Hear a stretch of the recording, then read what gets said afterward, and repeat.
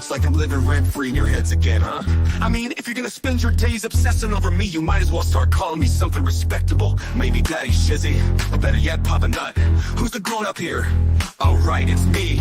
Let's go. Call me Daddy, yeah, that's who I am. Running your mind's like a master plan. Papa Nut, Shizzy Daddy, take your pick. Alone in your thoughts while you still act sick. Call me Daddy, it's what you mean. While you chase the crust and I take the lead. Living rent-free, that's my name. Go ahead, say it, put some respect on your name. Man, I'm too old, well here's a surprise. I'm the one with the brains while you're stuck with the lies. You act like you're experts, but here's the reality. I'm the one controlling your mental reality. So while you're out there trying to throw shade, I'm sipping coffee and you're feeling betrayed. You're mad, I got the spotlight, now it's my time. So why not call me Daddy or Papa with a rhyme? I'm the landlord and you're just the tenants, stuck in your headspace with no end to sight, no repentance. Call me Daddy, you know it's true. You'd be lost without me, stuck in the glue. Call me Daddy, I'm holding your mind while you're scrambling, trying to find what's behind. Papa Nut, Shizzy Daddy, don't you see? You're living in my world now, I'm the VIP. Call me Daddy, just let it be. While you're trying to figure out your own identity. Oh, I see you're confused, trying to get it right. Spinning your wheels while I'm out of sight. You think you got it figured, but you got it all wrong. I've been running your minds all along. But sure, keep pretending you don't care. Keep saying you're done, but I'm still in the air. You got no choice but to bow to my name. Daddy Shizzy is here to own the game. You say you don't watch, but you're obsessed. Every word I say puts you to the test. Call me Daddy, Papa Nut, you know you should. Because I've been living rent-free, and you know it feels good.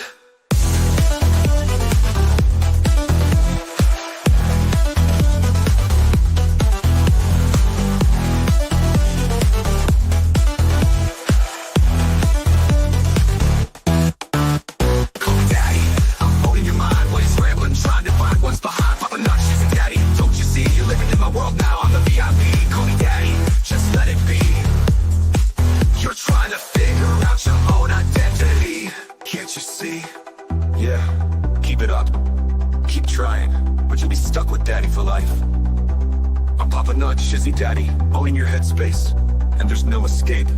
Good luck with that.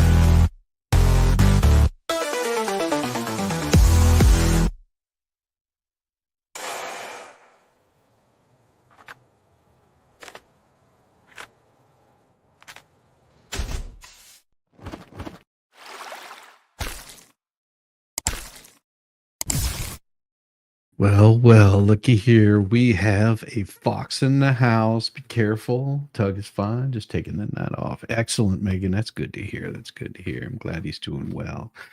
How you doing, doll? Man, oh man, oh man.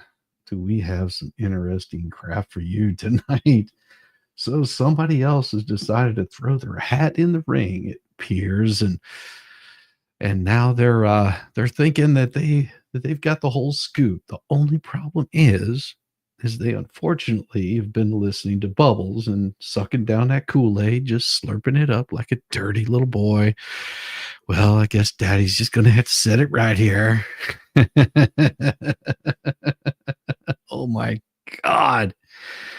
So today, I don't know what time it was that this email was sent, but this email comes rolling in, and here comes Bubbles just pissing up my tree again and wanting a little bit of attention. But well, it's pretty interesting that he comes rolling in here, and I'll just show you the screenshots, because going over the garbage that he had to say on this guy's channel, I'll get to it because it's all here.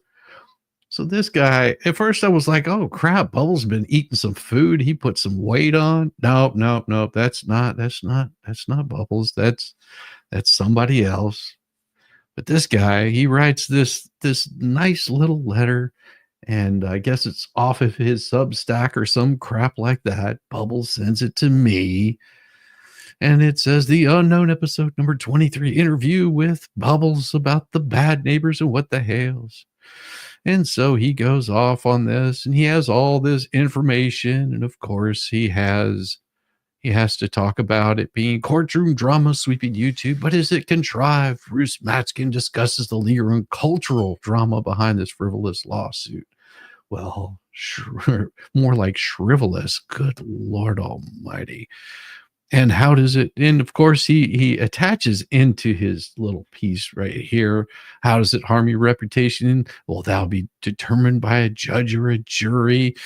Oh no, the judge, jury doesn't determine what you allege. They determine what's true. Correct me if I'm wrong, but actual complaint actually states how it harmed. And of course, he only shows you a part of this. And then he starts to go into this garbage with Megan. How did Megan Fox respond to this disastrous deposition? She did a multi-hour dramatic reading full of commentary and jokes. Megan, shame on you. Commentary and jokes on such a serious matter. How dare you? Oh. And he continues on. Even though Hales would not answer any of the questions which asked him to defend his lawsuit. Now, that would be a lie. And that would be a big lie. She and others treated this as more drama in a drama-filled reality show. They spent hours talking about it for tens of thousands of viewers without once pointing out the obvious. Hales couldn't show how any of this lawsuit was merited. Really? Well, apparently somebody wasn't paying close attention in school. Apparently somebody had no idea what they were talking about. He just goes off harebrained, wanting to say, oh, there was nothing there whatsoever. Oh no, nothing to see. It's all smoke and mirrors. Yeah. It wasn't all smoke and mirrors. We all know it wasn't smoke and mirrors. We all see that it wasn't smoke and mirrors, but oh, alas, he has to make it all about the Mac dog. That's what he has to make it about. He's trying to make it sound like there's something there when there really, oh, of course there's nothing there. How dare you? How dare you believe that there would be anything to this whatsoever? How dare he believe that there's anything to this whatsoever?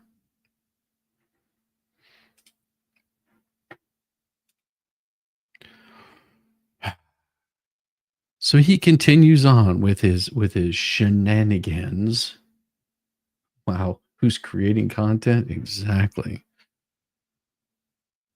Well, he continues on. Oh, yes, he does continue on with this whole thing, and it gets more interesting from there. They spent hours talking about it for tens of thousands of years without once pointing out the obvious. Miss Preston and Mr. Cook are pawns, Bruce argued, in a widespread effort to use their lives for mockery in the name of content. And Bruce Matzkin calls it MacGuffin, a Hitchcockian parlance. The thing necessary to file a complaint. Well,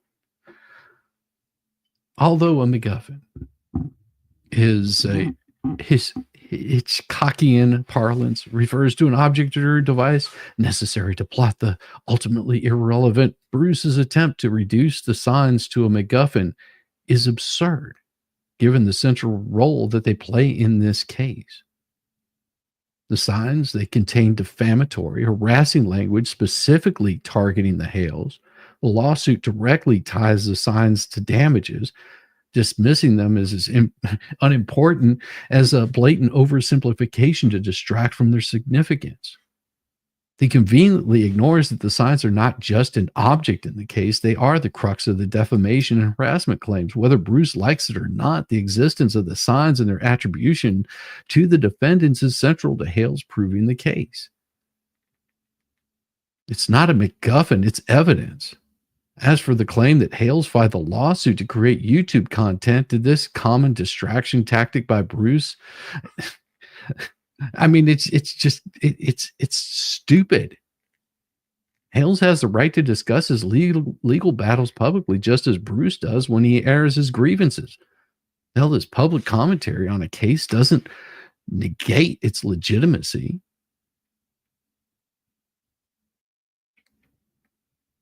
I mean, Bruce is now talking about his handwriting expert that's going to come in here. Oh yeah, he gets into that too.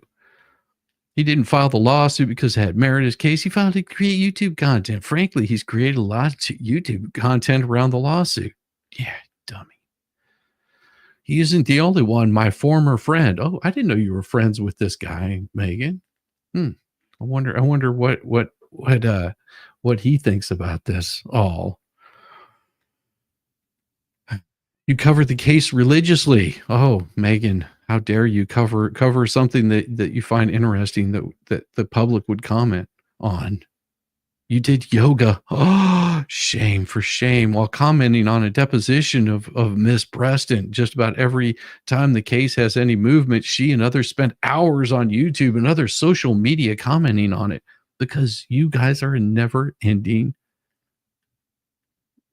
just series of content. Bruce told us he has a handwriting expert who will testify that Hales wrote the signs. Oh, really? Because, unless Bruce has hired a different handwriting expert than the one connected to the Kenkel twins, this expert is a known fraud. Oh, do we need to go into this? Oh, I guess we can. Here you go. Wow, Kurt Baggett. Is this the guy that you're considering a handwriting expert, an expert document examiner?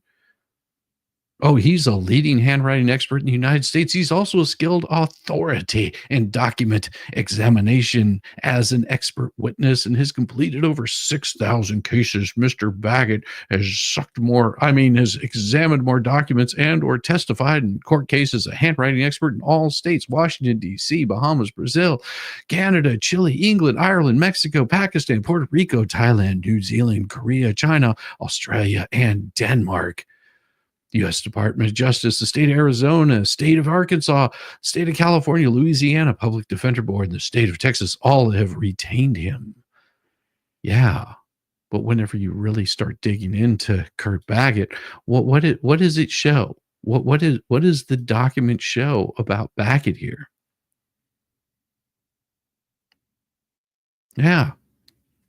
Based on a review of briefs of the record, we conclude at conference that this case is appropriate for summary disposition. For the reasons explained below, we summarily reverse the portion of the circuit court's order granting Reed's motion for reconsideration as to the handwriting expert's testimony and remand with directions for the court to vacate the amended judgment in favor of O'Melia and reinstate the original judgment. Beginning in 2005, O'Melia repeatedly loaned money to Reeds for Reeds' landscaping business. The loans were eventually memorialized in a series of promissory notes and blah, blah, blah, blah. November 2019, O'Melia filed an instant lawsuit against Reeds seeking to collect the amounts Reeds allegedly owed him under 5 promissory notes. The case was assigned to Greg Huber. But here's where it gets really interesting. These notes, which were dated in 2009, had a principal amount of $813. Reeds claimed that he did not sign the March 2009 note. A major issue at trial was the validity of his purported signatures on that note. But, of course, by October 24, 2021, O'Melia had disclosed his expert witness, Kurt Baggett, a handwriting expert, and had filed a copy of Baggett's report. And on September 6, 2021, the circuit court entered a scheduling order that required Reeds to file any expert witness testimony reports, gave the parties until a certain date to depose each other's experts. Based on the records, it does not appear that Reeds filed any expert witness reports or deposed Baggett by the deadline set forth in the scheduling order.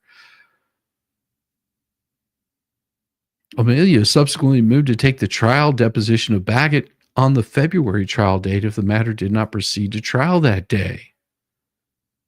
They granted the motion for a hearing on February 1st. O'Melia mailed Reeds a notice of deposition. He didn't respond.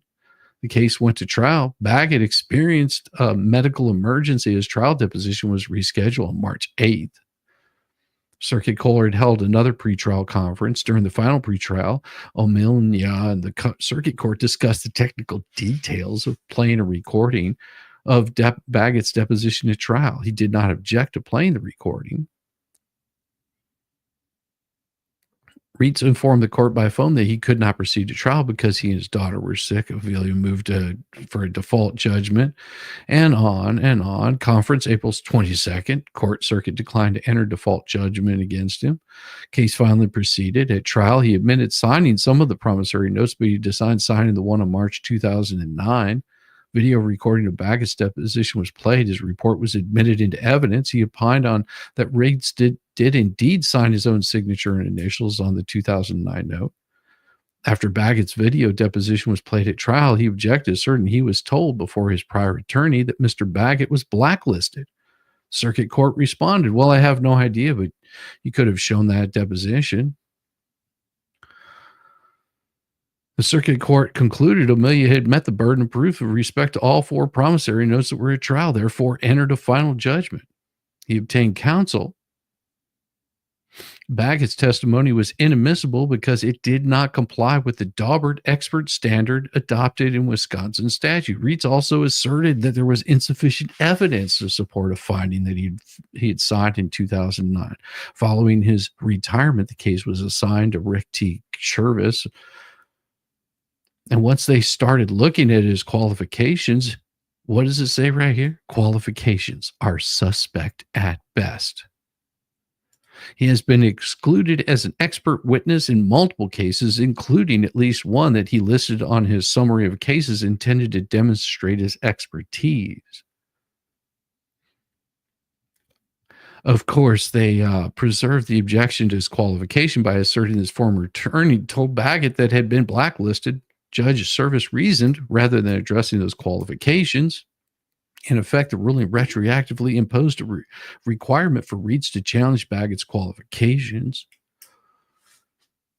Court now knows about Baggett's qualifications, admitting that Baggett's deposition to evidence was a mistake. It should have been excluded. Should have never formed any basis for finding of fact.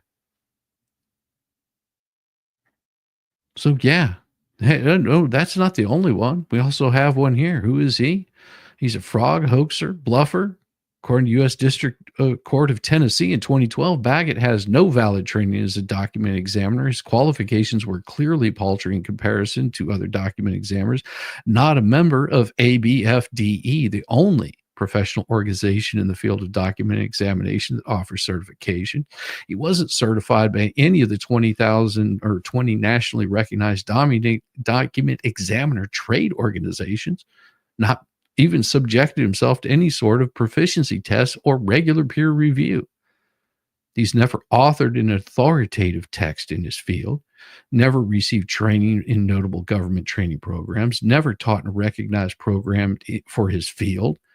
He's received his training not from recognized or accredited program, but from Dr. Ray Walker, whose own qualifications as a document examiner, a suspect.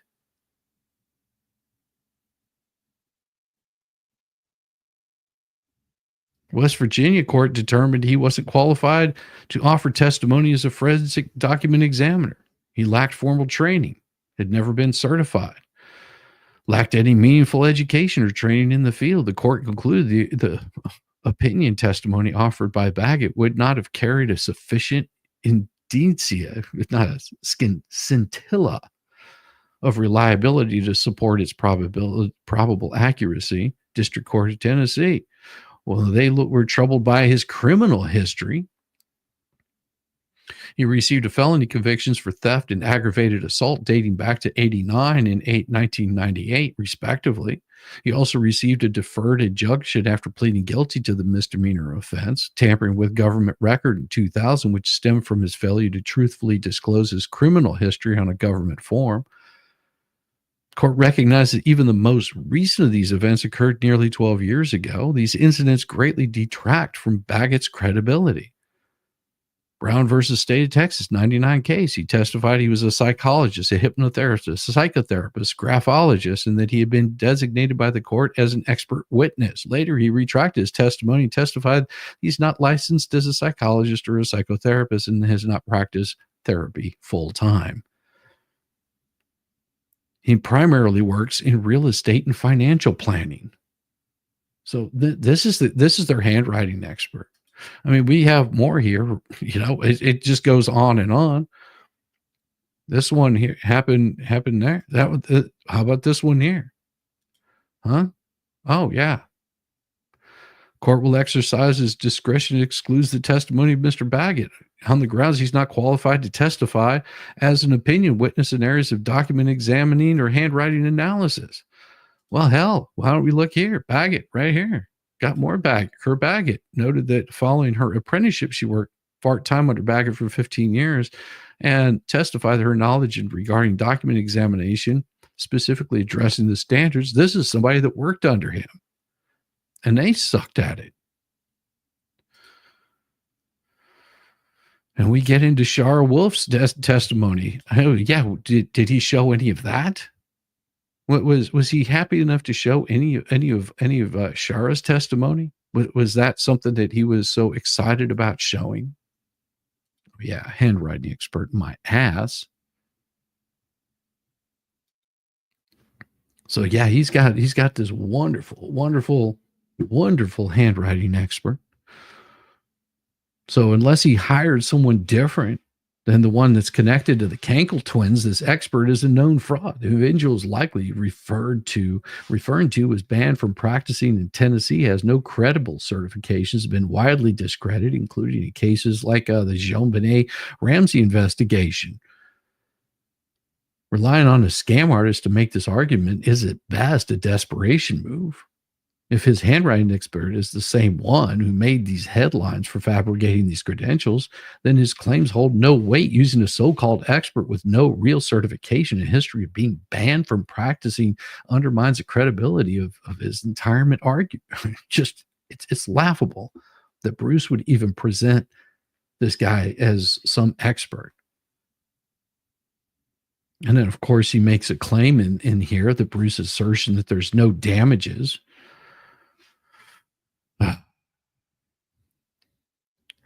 Right here. Says that, there was no damages. Paul Luthman and I were back to talk about the flurry of executive orders, blah, blah, blah. And then it's because Bruce argued the lawsuit was designated to generate content. And the signs were the necessary entrance to the lawsuit. It reached out to Hale's attorney and Megan for comment, but neither responded. Everyone's going along, even though there's a lot of evidence that this lawsuit is not meritorious. So did Vols reach out to you there, Megan? Did he really reach out to you? Did he reach out to you? Did you comment for him? I've been sleeping on my heating pad for over a week. It's cozy. So tell me, did Vols reach out to you? Did Mike reach out to you, Megan? Did he reach out, give you a little touchy? Did you say hey? Because according to him, he reached out to you and you didn't comment. Some guy named Richard did. Oh, this is Michael Vols. I mean, I've never heard of him. He says he used to work with you, Megan. He used to work with you, Megan. Oh my gosh. Don't you know about him? He knows all about you.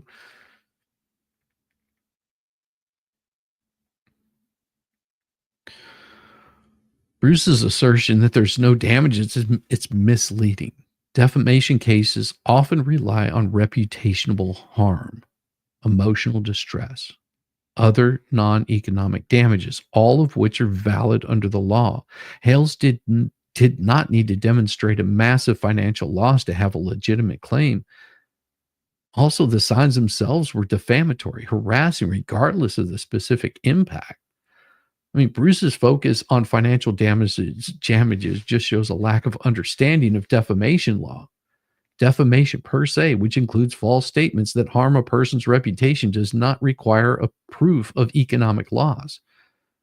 The fact the signs were discovered and their contents documented is sufficient enough to establish harm. Bruce's attempt to dismiss this point is either ignorant or just intentionally misleading. I mean, he keeps saying that Bruce is he's constantly saying that Hales' filing of this lawsuit is just for content creation, but he ignores the fact that the lawsuit is based on actionable claims, defamation, tortious interference. Whether Hales discusses this case publicly is irrelevant to its merit. And it's so ironic for Bruce to complain about content when he himself is just engaging in public commentary and PR stunts regarding the case. If the lawsuit were truly frivolous, Bruce would have successfully had it dismissed by now. Instead, the case is moving forward on multiple counts. It demonstrates that there's enough merit for the court to proceed. Bruce's argument is not about legal merit. It's a weak attempt to attack Hale's character, distract from the facts.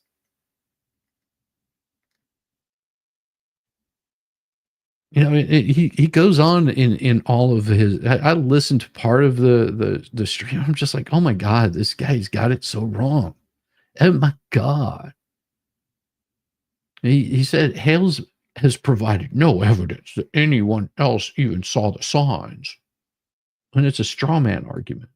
The question of whether others saw the sign is irrelevant to the fact that they were defamatory and harassing. The issue isn't how many people saw them, but whether they were intended to harm Hale's reputation and cause distress. I mean, the act of creating and posting the signs in itself is a tortious act. The judge sees this. The argument about whether the others saw the sign, it's just a red herring. They existed. Their contents were defamatory. They were attributed to the individuals involved in the case. That alone satisfies the requirements for defamation and harassment claims. And Valls even brings that up. So does the other attorney on the stream.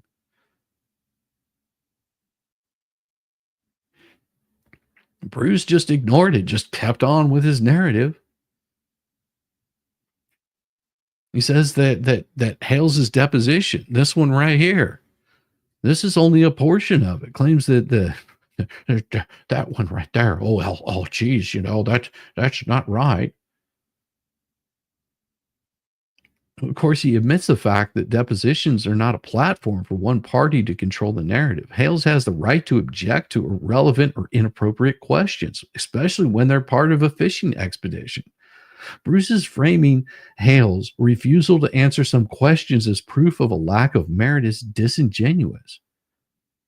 If Bruce believes that Hale's deposition is a key to proving his case, he can present those arguments in court, selectively cherry-picking moments from a deposition to attack Hale's and a court of public opinion. It's just a cheap tactic that speaks more to Bruce's lack of substantive arguments than the merits of a case of itself. Jeez.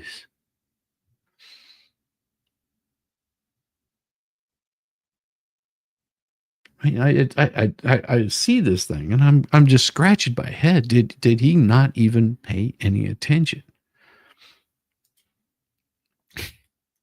Never Understood is a much better movie. I agree. I agree with you.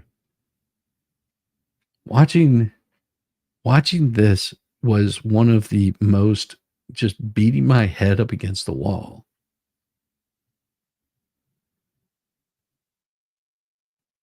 I mean, I did it right here, did it earlier. I've dissected the bullshit of this expert. But Bruce is going to continue championing in this individual. I mean, he's conveniently not addressing how he and his PR team have constantly used that to perpetuate defamatory claims. If these signs are as insignificant as he suggests, why have they been central to his and his clients' smear campaigns? Why has it been just constantly going after Jeremy? Oh, yeah. Well, this can't be true because of blah, blah, blah. He asserts that Jeremy filed this just to create YouTube content. I mean, he's ignoring the clear legal factual basis for all these claims. That's why it falls flat. He's accusing the Hales of profiting from content, but he doesn't mention his own involvement, what appears to be a fundraising scheme tied to the case. His PR team has been soliciting funds under the guise of supporting his clients, but where's that accountability? It hasn't shown up. And then anybody that asks, anybody that questions it, next thing you know, they're they're banned from commenting on the channel, and then they attack them physically. I mean, well, not physically, but constantly over the interwebs. Let me catch up on some super chats here for you guys. Daddy's here to set things straight. Well, let me go ahead and start my camera for you guys, because I can't do this without showing you the stickers. I got some stickers to do for you guys. Oh my Lord. Get them little licking sticks out there. We'll make it happen. Thank you so much, Emma Washington. Daddy's here to set things straight. Well, I don't know about that, but I am a good artard and I have a nice helmet. May end up with Yamaha on here later. Maybe if he gets my message, he'll come by. If he's not too tired, too sleepy, he'll come by. If not, I'll be reading the letter. Oh, hey, a cold snowy day in New Orleans. Oh, Bridget Clement, this one is for you.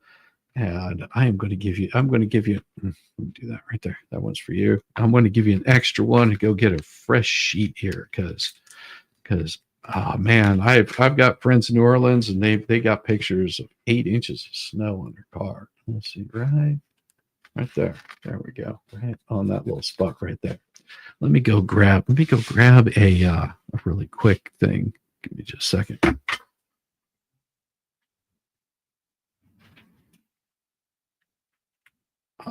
Yeah. Opening up a fresh sheet right here. Open up a fresh sheet right here. We got you. Wow. Now who's creating content? Yeah. It sounds to me like Bubbles is out there creating content.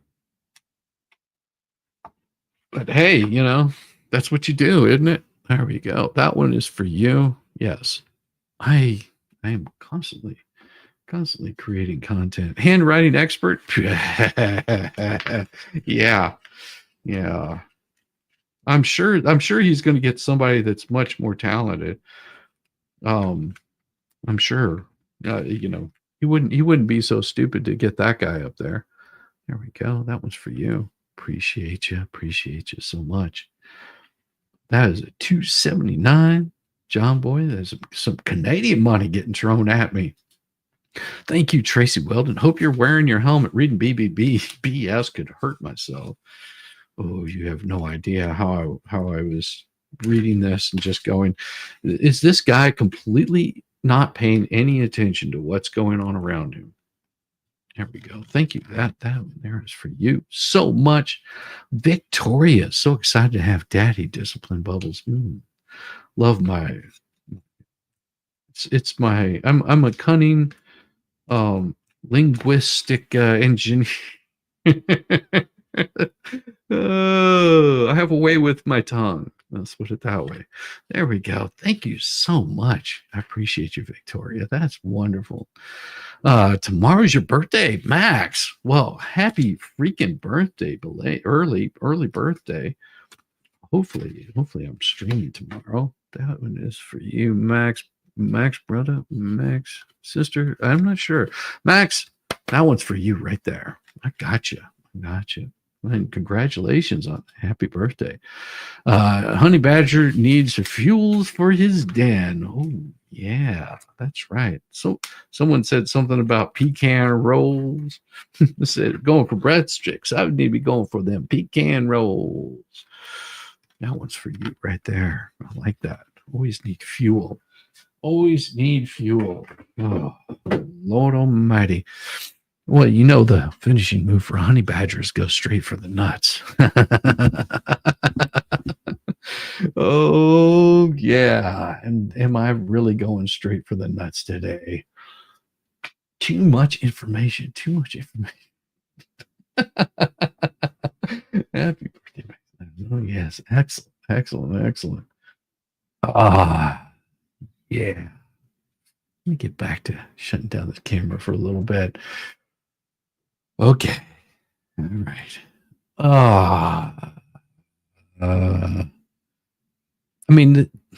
Reading all of the seeing and hearing all of the crap that was being talked about today just makes me question, do they even pay any attention? I mean, here's the thing. His little PR group. They've got these little they're out there soliciting funds under the guise of supporting his clients. They've got no accountability. And I'm really curious under these pro hoc VJ rules, whether attorneys like Bruce, who are granted a special admission to practice in a jurisdiction, are generally prohibited from receiving compensation unless it directly pertains to case related expenses or has specific court approval. And if Bruce or his PR team are benefiting financially, this could constitute a serious ethical violation, a very serious ethical violation. I mean, his claim is that Hales is using the case for content, considering his own actions from frivolous filings, media appearances. He's constantly sought to shape the narrative outside the courtroom. I mean, if anyone's trying to litigate it in the court of public opinion, it's been him. This shows it right here in all of this. It shows that if he's jumping on here to go over this, I mean, he did a whole stream. 45 minutes in, they welcome Bruce to the broadcast. He currently represents the Cooks, and these aren't even in order.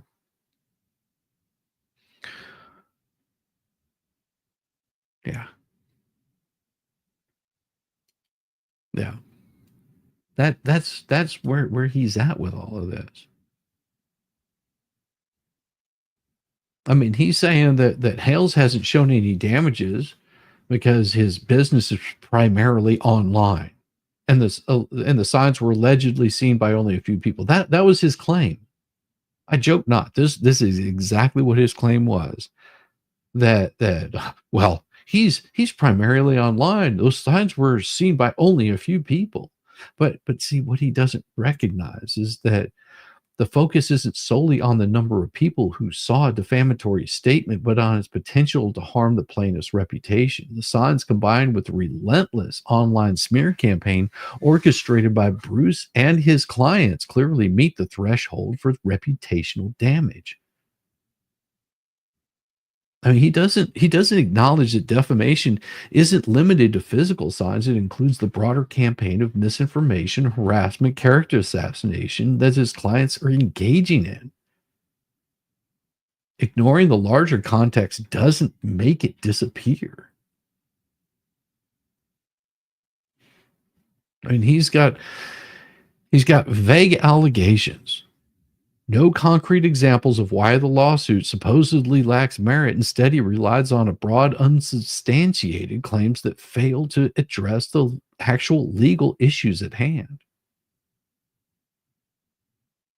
He says that the Hales refused to answer Meredith's questions during the deposition, but conveniently omit the nature of those questions or whether they were relevant to the case. Hell, he doesn't even go over Shara's deposition. He doesn't talk anything about that. I mean, hell, what do we got right here? I mean, you go into it just a little ways and it says, oh boy, well, it was a standoff happened in 2018.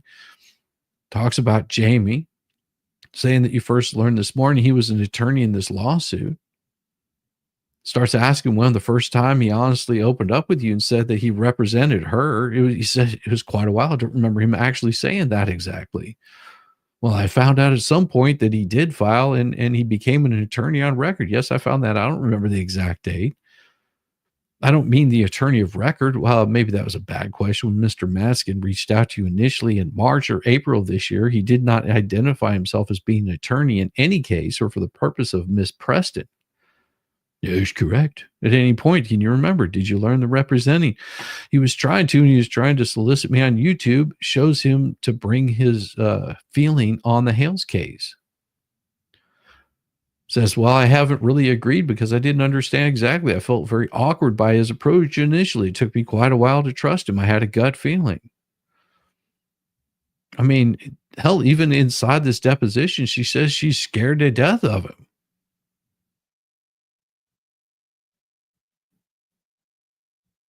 It fails to recognize that.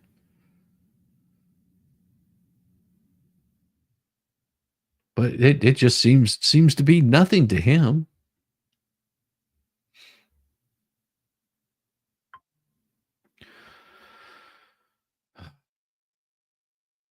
I mean, we know that Bruce has a history of filing frivolous motions, frivolous lawsuits designed to delay proceedings, as evidenced by his recent attempts to transfer the case into a division where it's already located.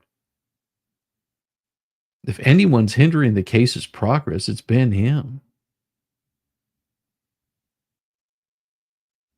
He fails to address how his client's ongoing defamatory behavior undermines their credibility, exposes them to further legal liability.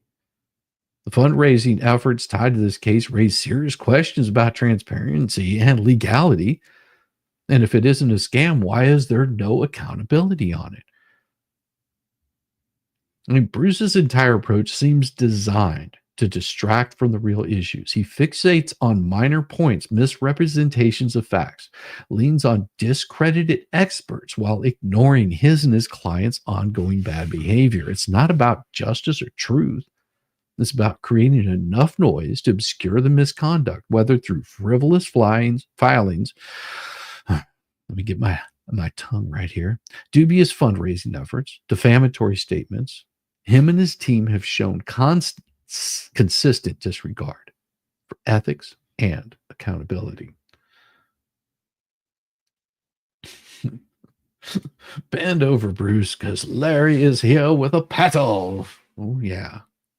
Yeah, Larry is there with a paddle. He's going to be issuing out a nice little smackdown. I have a feeling that somebody that Stark, because see, Bruce isn't even supposedly there or filing any of these things. It's all on Stark. It's all on Stark. There we go. That one's for you. Thank you. Thank you very much. Right there. I'm circling around the drain here. Yes.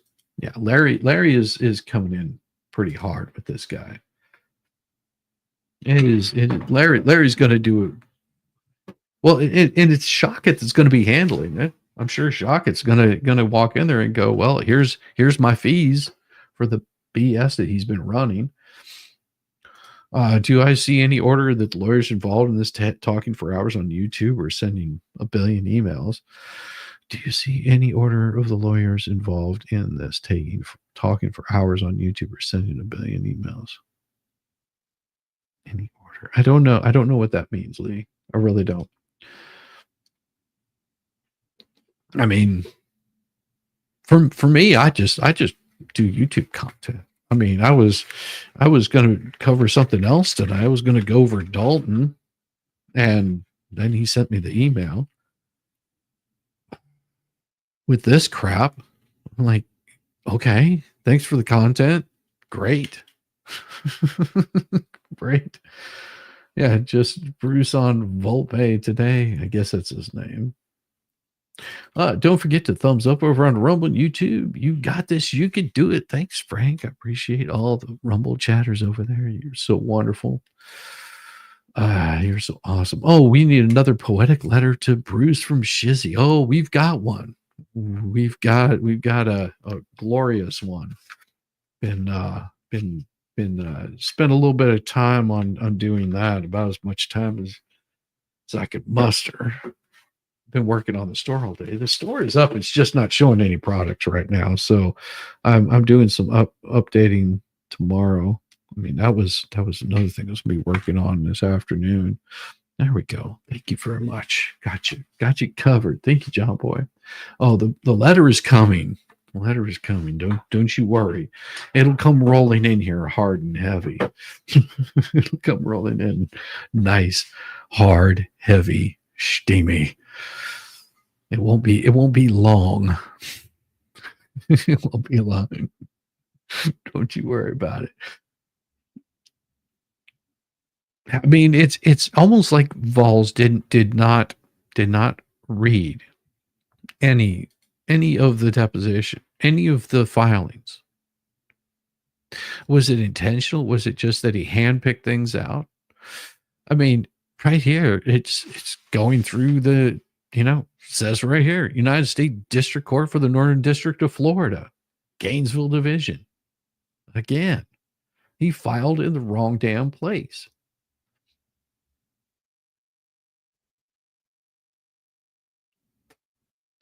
He doesn't mention that all of the stuff that the judge threw out, but what the judge kept in. He leaves out, yes, that was denied. File amended complaint, Doc 47 denied. It'll proceed under the original complaint. And then turns around and files one right here. This one was upon consideration of the foregoing, ordered of the 17th day of January 2025. They filed a motion to excuse mandatory mediation. Sweet. That means you can speed things up. Under the court's final scheduling order, the party may request the court to excuse the mediation requirements upon showing of good cause. Defendants have shown good cause to excuse the mediation requirements, saying that they're broke. They ain't got no money. Ho got to eat. That's all I know. Got to eat. Got to pay the bills. Can't pay the bills. Ho can't eat.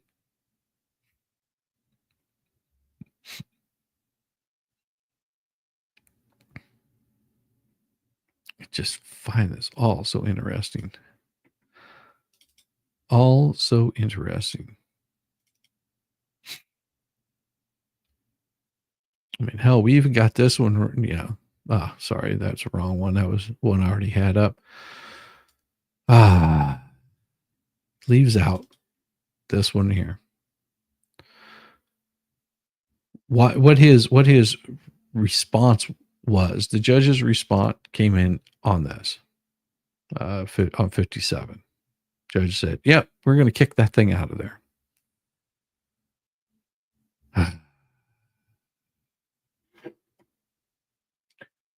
Picking and choosing what opinion lawyers do. It's up to Jeremy Hale's lawyer to impeach him with one question. If you read all depositions involved to get to your conclusion. I have read all the depositions.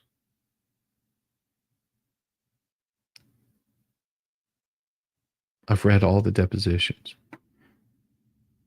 Yes. So if you're wondering why I have the opinion that I have, yes, I've read the depositions. Have you? Have you seen the depositions? That would be the question. It's not just about picking and choosing. It is him picking and choosing. Did you hear their figure? Lena, touche. No, I have not figured that out yet. No, not me. Bubbles lawyers. BB's. Well, Bruce is the attorney. I mean, if you're talking about the Butter Twins didn't read any of what was going on. They were minimal at best. Of what they were going to read. Which is, I guess that's fine. I mean, you do however you want to do.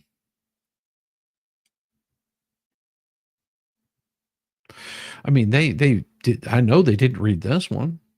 They didn't read this order. The matter before the court on defendant's motion to transfer pursuant to 28 USC or document 54. No response by plaintiff is necessary. In the motion, defendant asked court to transfer this case to the Gainesville Division. There's no merit to that request because, as reflected in the case caption above, this case is already in the Gainesville Division and has been since the day it was filed. If there's a trial in this matter, then it will be held in the federal courthouse in Gainesville with the undersigned presiding. Yeah, they weren't happy about that at all. It made Bubbles look like the fool that he is. They ignored all of this. Why would they pay attention to that? That just would make too much damn sense. I mean, come on. Isn't he special in some sort of way? I mean, we've got this handwriting expert. He's going to totally debunk everything that Jeremy says. Going to destroy every bit of it. Oh, we've got our own handwriting expert. He's going to do so well.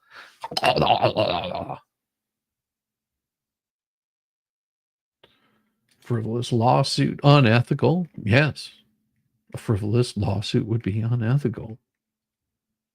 He's already filed 2. Yeah, there's 2 frivolous lawsuits going right now.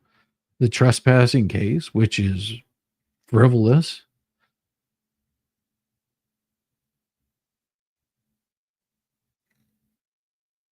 Yeah. The thumbnail case, that's frivolous. He's a fake psychologist. Yeah. Oh yeah, he's a very much a fake psychologist. I don't know why he was out there pissing up my leg, trying to tell me that what I've seen is old. I'm doing some sort of big run for the Hales. Yeah, I'm not receiving money. I'm not receiving compensation from the Hales for any of this.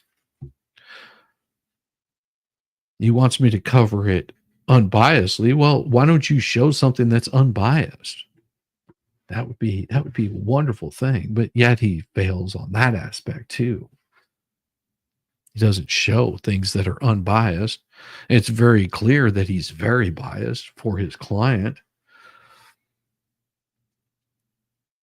He's still butthurt over his what do they call that? The mac and cheese conspiracy theory where he got smacked down. He decided to take it to the Facebook, post a bunch of crap. Today was the last day for Bruce to reply to Randy's motion to compel evidence, which Bruce never submitted anything at all. Well, there would be something very interesting there. That would be really interesting because they have had communication. Yeah, they've already had communication. And there's a reason why I say that they've had communication. Let me find it in here. It is under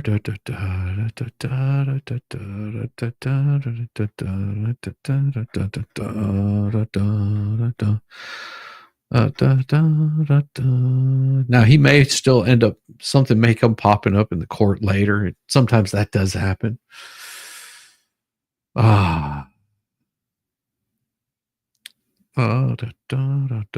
me just a second. I'm looking right here. I'm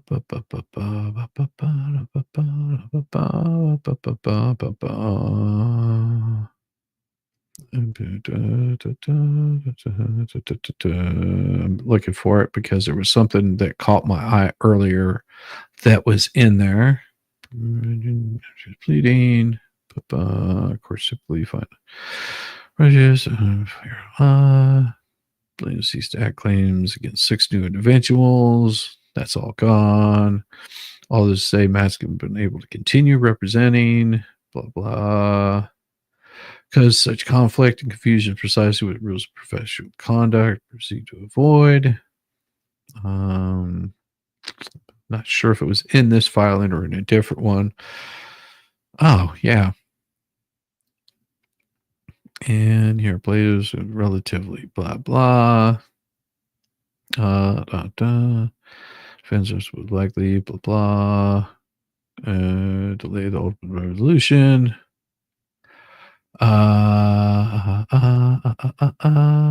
It's not under this one. It's going to be under a different one. I'm looking because it was pretty impressive the way that Judge had put it on. It wasn't the mediation portion of it. Was it this one? La la la la la la la. Yeah, I know that pretty sure that they have communicated. If I'm not mistaken, that was in one of the parts of the order. Although he still didn't file anything. But like I said, sometimes those things don't come across all right away. And let me pull it up here. I'm pretty sure it's at one of these filings. I'm pretty sure it is here. Where is it? Where is it? Convenience, another district, blah, blah. Case was in trial, blah, blah. Here we go. Here we go. The venue for the party ability. Okay, here we go. Nope, that's not it. That's the wrong one. Means the parties, weight, forms, factor. Yeah, it was a long pleading. I had to read down through this thing. And plaintiff fails to judge. Okay. Transfer, conclusion. Is it? I'll do a quick search for it. I will find it. Let's see. Docket. And I'm pretty sure it's there. Go to the next. Nope. Okay. Let's see. There was a particular filing in here that went off on that. But what I'm going to do is I'm going to pull up the letter. You guys have been waiting long enough. I've been holding you off. I've been smacking you around with it, just giving you little teases here and there. Let me pull up the letter for you. Oh, doggone it. All right, letters to Bubbles. Okay, let me find it here. Oh, there it is. All right, let me get my helmet on, get the music queued up, get you ready for this. Gonna get you all so excited. Now, this is the same letter that I wrote to Bubbles. Gotta get the helmet ready. Appear with this thing, get it fired up, queued up, ready to rock and roll. Oh yeah, letter. Oh yeah, here it comes. Here comes the letter. Gotta strap it up, get buckled in, get bolted up. There we go. I'm almost as sexy as Rosalind Duke with this thing on. Okay, let me do this. Gotta get the music.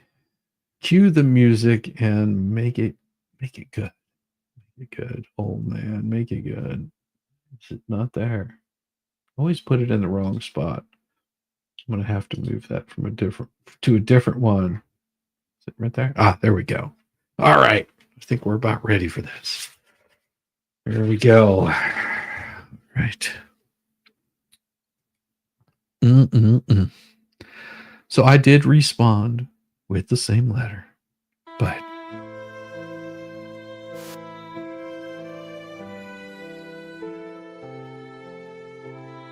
where do we even start at this time? Once again, you've managed to turn the legal world into your personal circus, and now you've dragged poor Michael Volpe into your comedy routine. I'm not sure if I should applaud your dedication to the bit or be concerned about how much free time you seem to have. But since you've gone ahead and recruited Mr. Volpe or whatever his name is to join your campaign of misinformation, well, let me set the record straight for both of you. First off, let's talk about this handwriting expert you brought up. If this is the same expert the Kenkel twins hired, then I have some bad news for you. Michael, you've hitched your wagon to a snake oil salesman, and this so-called expert has been banned from practicing in Tennessee and other states. This so-called expert his entire career is a litany of discredited cases, courtroom ejections, and John Benet Ramsey anyone. I went over this guy's resume in detail during a stream and debunked his claims thoroughly, and again tonight. And he's not just a bad expert, he's a professional embarrassment. But Bruce, here you are, parading him around as if he's the savior of your case. I guess when you're grasping at straws, even a soggy one looks like a lifeline. And Michael, if you're buying into this, I suggest taking a long, hard look at the credentials of this expert that Bruce is touting, assuming you can get past the self-congratulatory certificates he probably printed at home. Well, now on to the meat of the matter.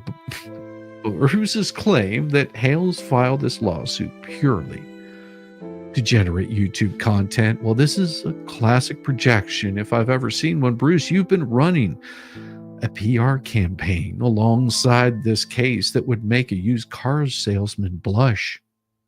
Between frivolous motions, endless defamatory statements, and now enlisting Volpe to peddle your narrative, it's clear you're the only one trying to litigate in the court of public opinion. You're out here claiming that Hales has no damages because his business is entirely online, as if defamation only counts when it happens in a brick and mortar store. Newsflash, Bruce.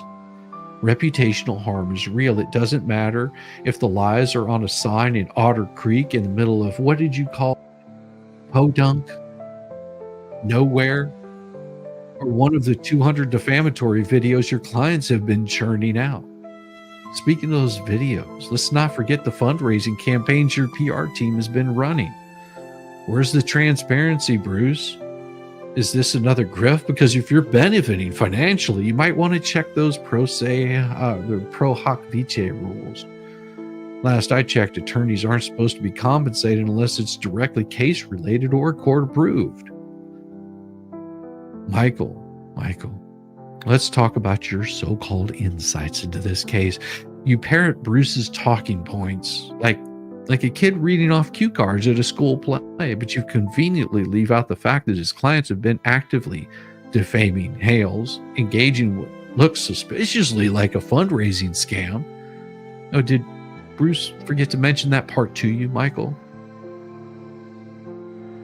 Or was that just conveniently edited out in the name of journalistic integrity?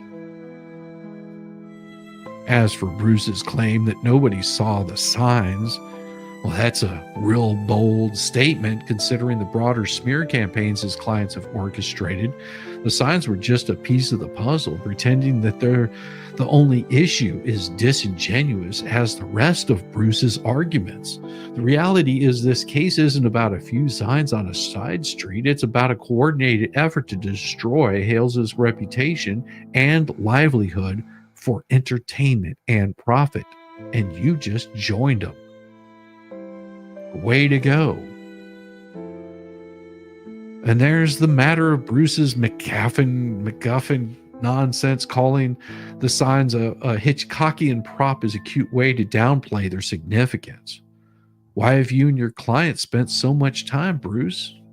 If they're so insignificant, so irrelevant, why have you spent so much time and energy trying to spin them into your narrative? Oh, right, because without them, your flimsy house of cards collapses. Let's not forget Bruce's attempt to paint Hales as uncooperative during the depositions. And while that's a convenient half-truth, what Bruce, Michael, fails to mention is the frivolous nature of many of his questions. They were designed more to harass than elicit meaningful answers. But that's par for the course with Bruce. Distract, deflect, and hope nobody notices the lack of substance to his case. And Michael, you might want to ask Bruce why he's so keen to avoid addressing the actions of the PR team. You know, the PR team that you were jumping over and swallowing all the semen out of that fleshy wound. Yeah, Michael. Did you ask him about that? Did you ask them how much money they've raised for a child? Did you go into that with them? You were so journalistic, right? That's something that you do. You ask those questions. Or were you just too busy just swallowing it down? Bruce, buddy. You really have a way of spoon feeding the bullshit to people, don't you?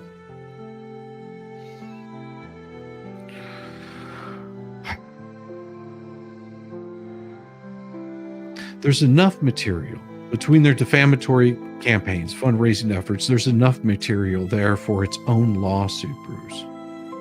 Let's not overlook the ethical concerns surrounding your own conduct, Bubbles.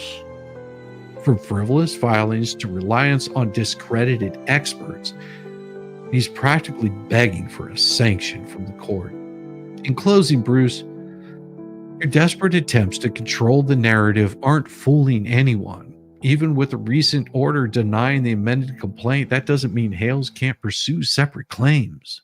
You idiot. Your client's ongoing defamation and harassment are creating a growing list of liabilities, and it's only a matter of time before it all comes crashing down. So, Michael, if you're going to hitch your wagon to Bruce's train wreck, at least take time to fact check his claims. Because right now, you're not just drinking the Kool-Aid, son, you are drowning in it. Warm regards, professional artard, Velcro shoe connoisseur, and still your daddy, Bruce. Still your daddy. Thank you. Thank you. I thought you guys would like that. Oh my gosh. This thing would be painful. Quite much so. But it will protect the head. It will protect the head. Because after seeing that crap today, that's what I wanted to do. Just run it into a wall a few times. Let me get that music to stop. Oh my gosh. Oh, wow. So much to do, so little time, so much to talk about, so little time to do it. Well, thank you. Brilliant. Bravo, Tissimo. Thank you. Meg. I know we just need to. Yes. And we got that right there. Mac SB said, check Pacer, BBB just filed. Oh, isn't that wonderful? I will pull that up and we'll go over that tonight. We'll see what exactly it reads. Oh boy. I'm sure he's just as happy as all get out right now. And I will check that out. How could Jeremy write the signs when he was in Ohio? Bruce is dumb. Yes, he is. And that's one for you right there. There we go. We've got you covered. Thank you, Ellen. I appreciate you. Let's take a look and see what we've got.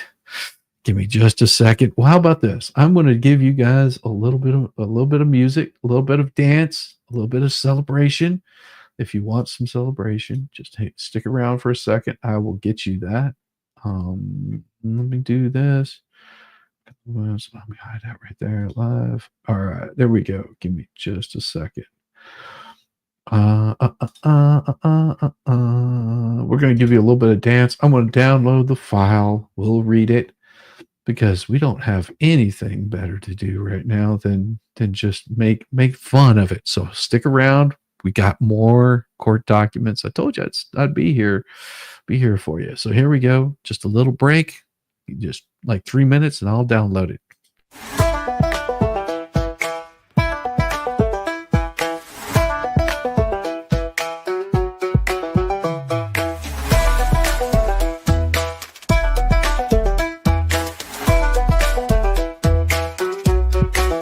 Step aside, y'all, it's my time to shine.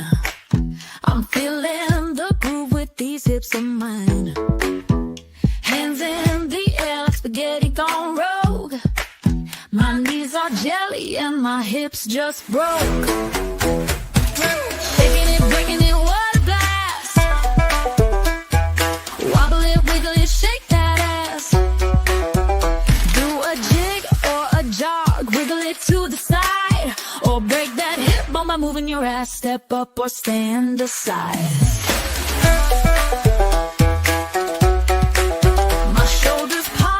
Like a rusty hinge. My fingers point like they're on a binge. Twirl like a tornado, then drop real low. It's not planned, it's a shit sideshow. I've got the rhythm of a clock that's broke. My dance floor moves are a big effing joke. Shaking it, breaking it, what a blast. Wobble it, wiggle it, shake that ass. Do a jig or a jog, wiggle it to the side. Or break that hip bone by moving your ass. Step up or stand aside.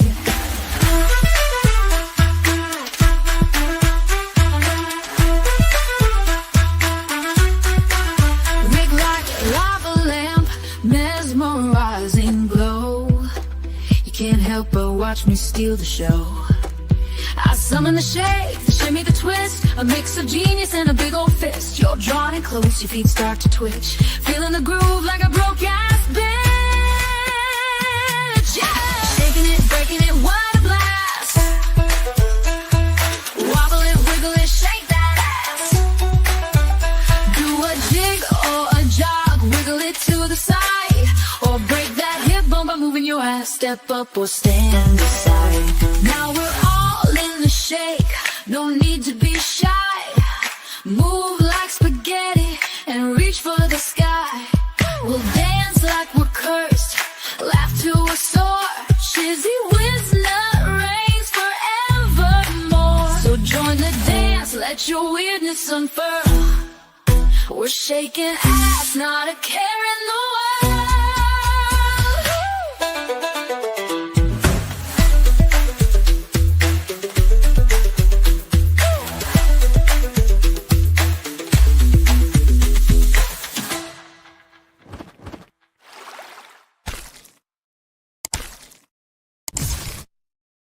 Ah, yes, we are back. Oh, yes. Max Labs check page 13-page document. I do have that document right. Yeah, that's what I was pulling up, giving it a quick glance over. Max Labs says check page 13-page document. Yes, I have it, and thank you so much for the super chat. I gotcha, Terry. I gotcha. And you're a American woman thrifter. I love that. Love it. It's funny that you're using Lynette's image there. Oh my Lord, the teeth. There you go. Beautiful. Thank you, Terry. I appreciate the $4.99 super chat. Always appreciated here. We will make it as interesting as possible. First, let's go over the last document right here. This right here, and this is important because this was the order. The motions plaintiff counsel certifies you conferred, blah, blah, blah. The court therefore orders the parties to confer telephonically or in person regarding the issues that the plaintiff's motion to compel, document 52, that conference shall occur before January 15th, and defendants shall file a response to the motion to compel on or before Wednesday, January 2nd, 2025. Defendants' response should include the date the person or telephonic conversation occurred, as well as the duration of the conversation. So that's all that it needs to have. It all it should have is it says it should include, so they can reply as long as they want to. And oh, did Bruce do a knockdown, bang up job this time? Oh yes, he did. So, conference and related other efforts to narrow issues in response to plaintiff's motion to compel. Ooh. Thank you. I'm glad you guys love it. Report of conference and efforts to narrow issue. The conference was scheduled for January 9th at 10 a.m. Counsel conferred on the phone for 90 minutes. Until that conference, the defendants did not understand many of the plaintiffs' requests, given their vagueness and confusing language, because, well, apparently Bubbles just ignored all that was told to him.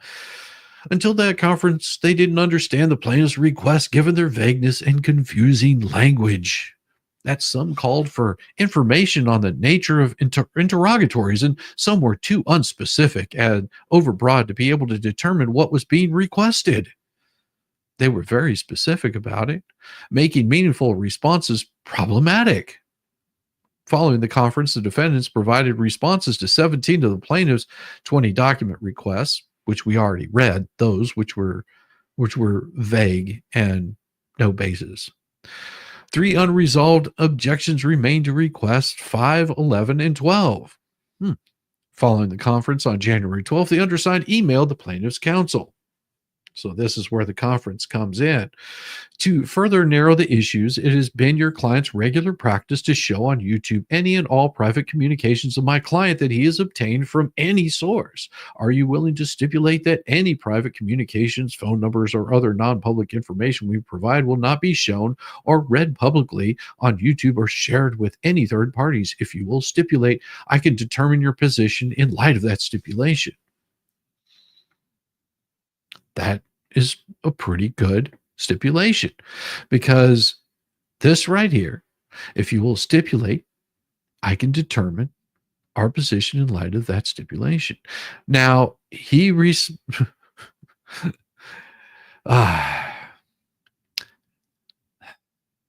okay.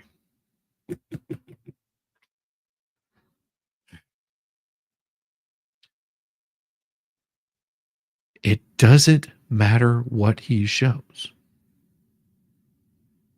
It doesn't matter what Jeremy shows.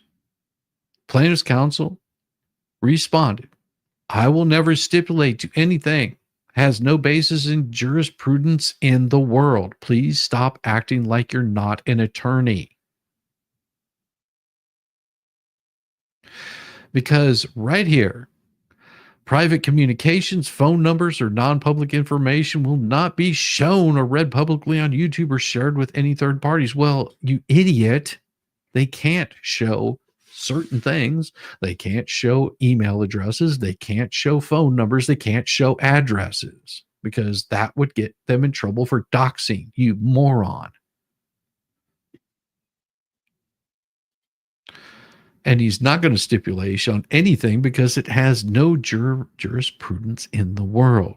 So on January 20th, the final effort to resolve the remaining issues on the motion to compel, the undersigned emailed the plaintiff's counsel that objections were being dropped to 2, 3, 4, 6, 8, 11, 10, 14, 15, 16, 17, 18, 19, and explained the remaining issues with the other requests. Okay. So he just said, okay, we're dropping all the objections to those. Well, why don't we see exactly what those objections were? Why don't we just see what those objections were? Because it was that from, I'll have to pull up the document, order doc 53. Give me just a second. It was 20 document requests. I'm pretty sure that 53 mentions 52. Yeah, document 52. I just had to double check. That's what I was looking for. Document 52. 52. So here's document 52. And we don't have to go through all the background in this. Is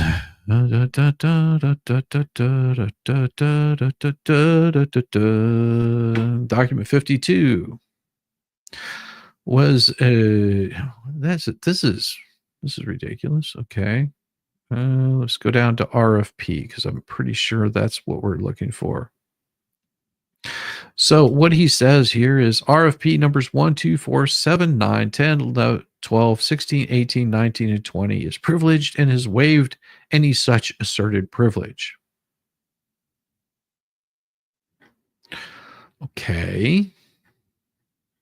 So if we look at all of these documents, let's see what we've got. Actually, I think it's not there, but it's in the supplemental, which is either here.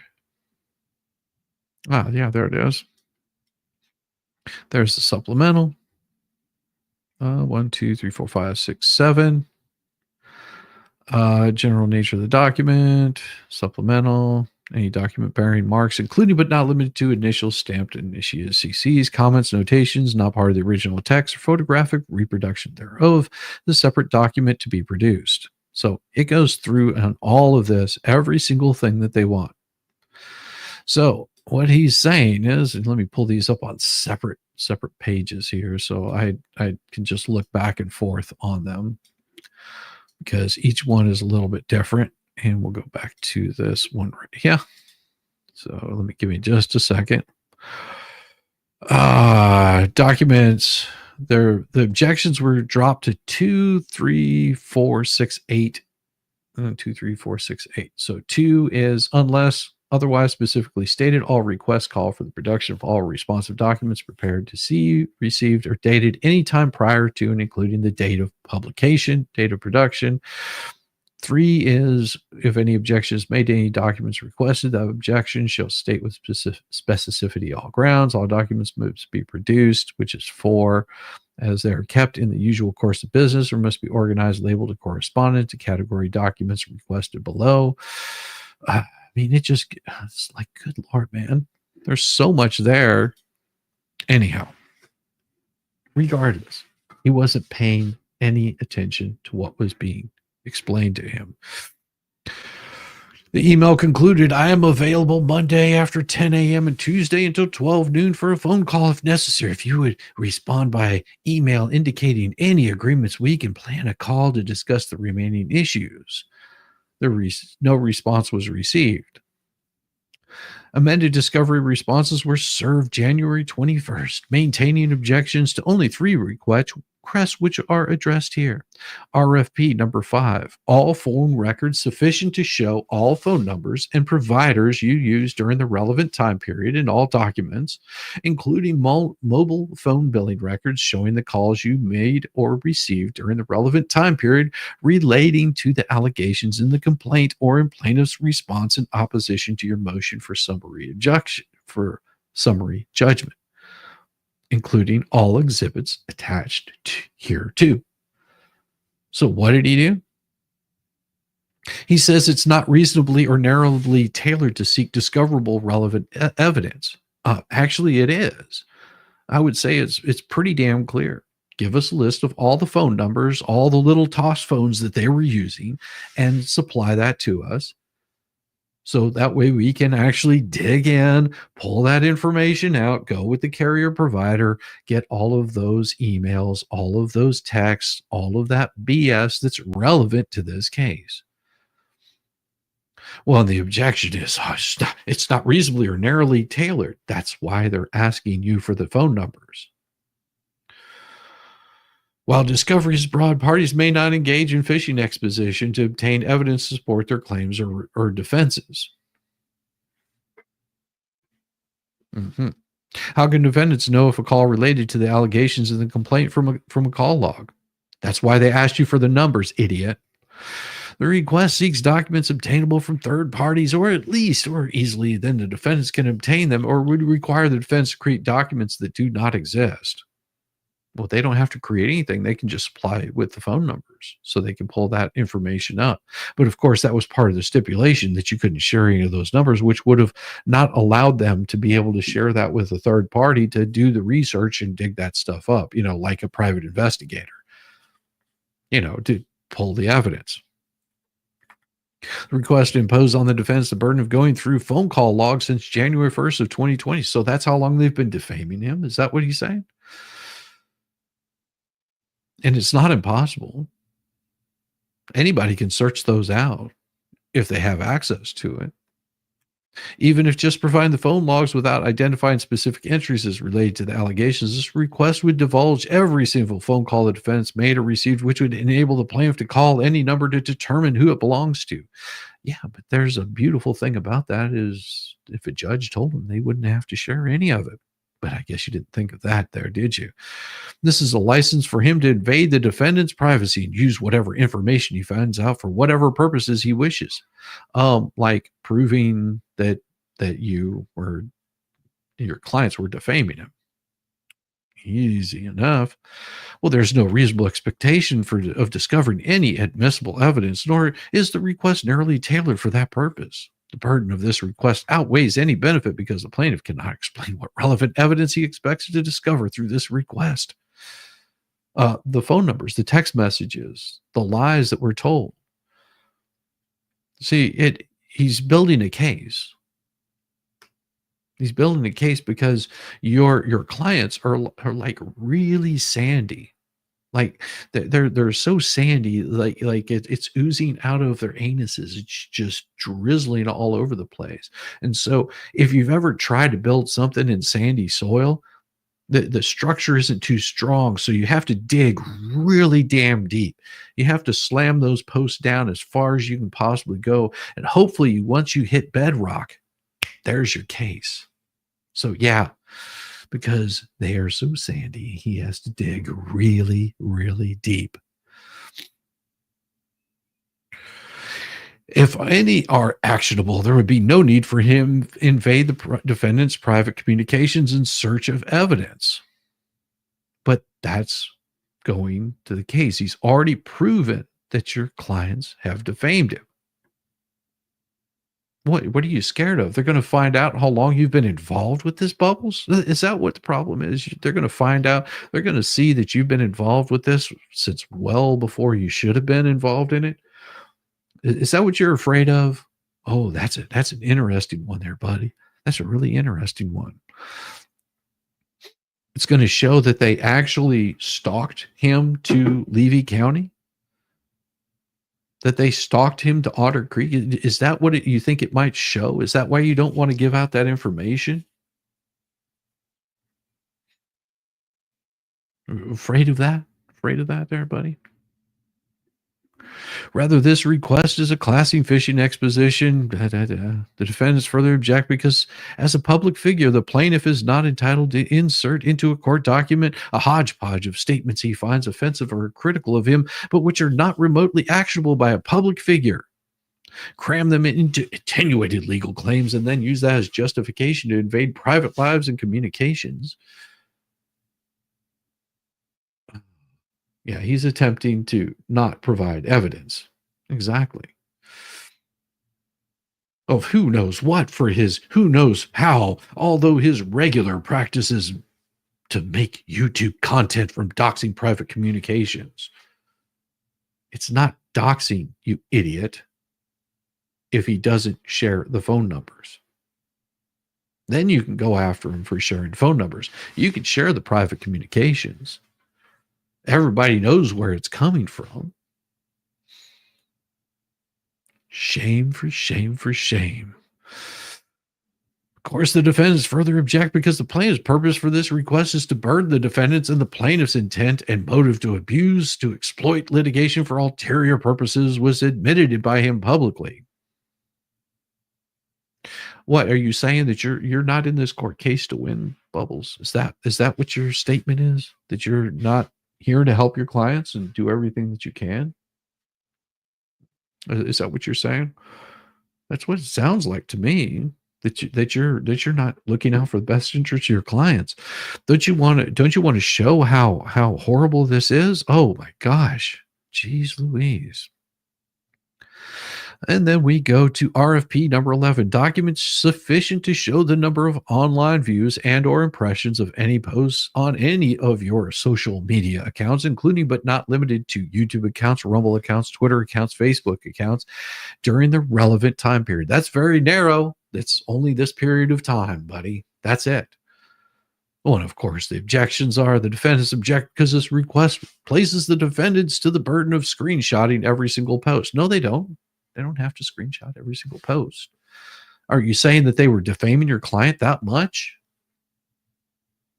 Because it wouldn't be every post. It would just be the ones that they posted about Jeremy Hales, defaming him. See? It's sort of screwed up now, isn't it? Because are you saying that that's all that their posts are about, is defaming Jeremy Hales? Well, that just goes to show cause right there. A nice way to admit that your clients are doing that they're just constantly online defaming Jeremy, and that's the only thing that they post. It sounds to me like they've got a real like axe to grind there with Jeremy. I wonder why that is. It's because he told him no. He like stood up for himself. Something that maybe you should learn. The phone numbers can be sealed and be partially redacted on reports from the phone companies. Of course, we know this, but he doesn't. He's a fool and a half.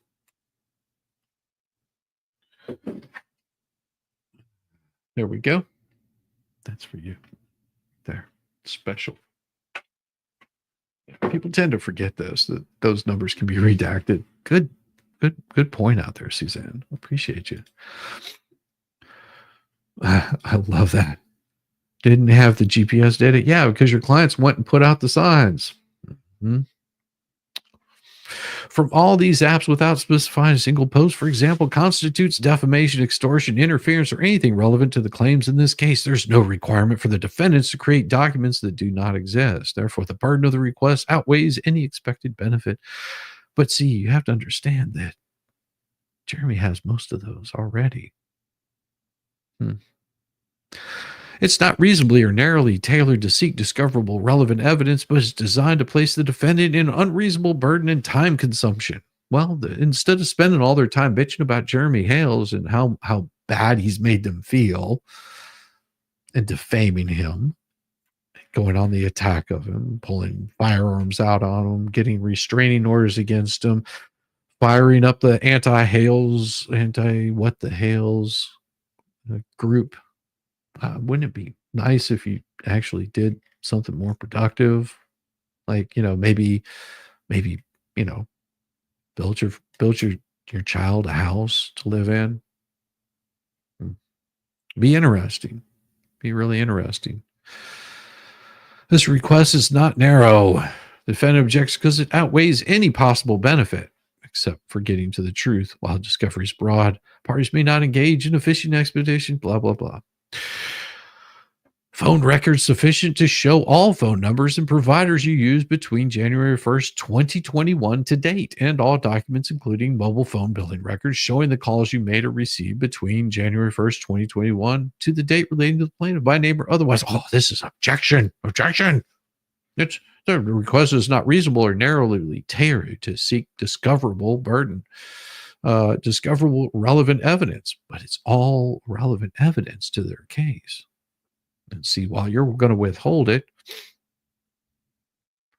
this request would impose the defendants the burden of going through phone call logs. Yeah. No, it doesn't require them going through January 1st, 2020. It requires them going through January 1st, 2021, moron. Do you see right here? January 1st, 2021, not January 1st, 2020. Unless they've been defaming him since 2020. Is that the case? Because it shows right here, January 1st, 2021. And here you go, going off on January 1st, 2020. He's not asking to go back that far.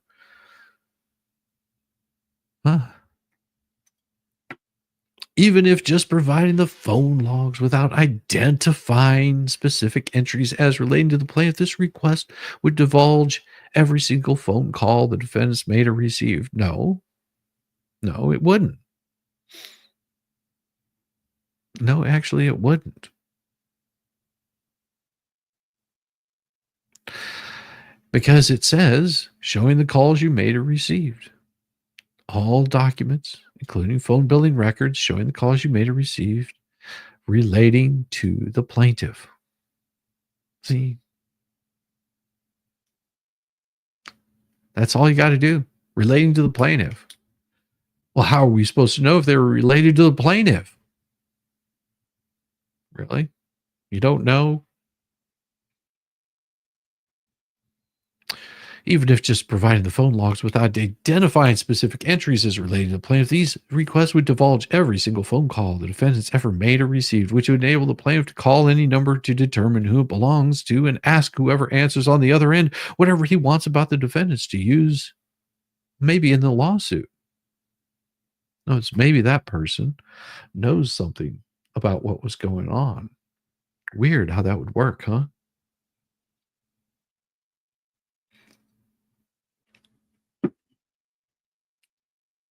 There's no reasonable expectation of discovering any admissible evidence, nor is the request narrowly tailored for that purpose. The burden of this request outweighs the benefit. Well, benefit to you.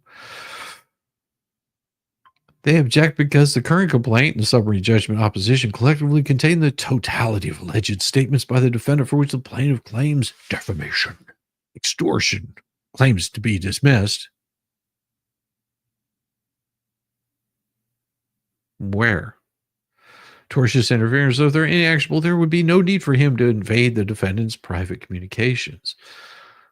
To show cause that you've been doing this the whole time. It'll show the lies. Response to the motion to compel. Parties may obtain discovery regarding any non-privileged matter. You see that? You see that? Parties may obtain discovery regarding any non-privileged matter that is relevant to any party's claim or defense and proportional to the needs of the case. Right there. And yet you're saying, nope. So now they're going to have to get a motion to compel. And more, I would hope that the judge says, yeah, I'm going to grant a motion to compel. In determining proportionality, the court considers several factors, including the importance of the issues at stake in the action, the amount of controversy, the parties' relative access to relevant information, the parties' resources, the importance of the discovery. Well, see, now that might actually give them a pass. That might give them a pass because the relative access to relevant information, parties' resources, importance of the discovery and resolving the issues. Well, it's pretty important, I would say, and whether the burden or expense of the proposed discovery outweighs its likely benefit. That might allow them to get off of that. I'll give them that. It only requires production of documents already in existence. Rule 34, huh? There you go. Parties served with discovery are not generally required to create documents in order to respond to such a discovery. Such Rule 34 of the Federal Rules of Civil Procedure only requires production of documents already in existence. But a lot of those already are in existence. Off subject, but you hate mice. Heard a noise in the kitchen, went to see what was going on, saw a mouse dragging a butter knife across your stove. That's a pretty powerful mouse.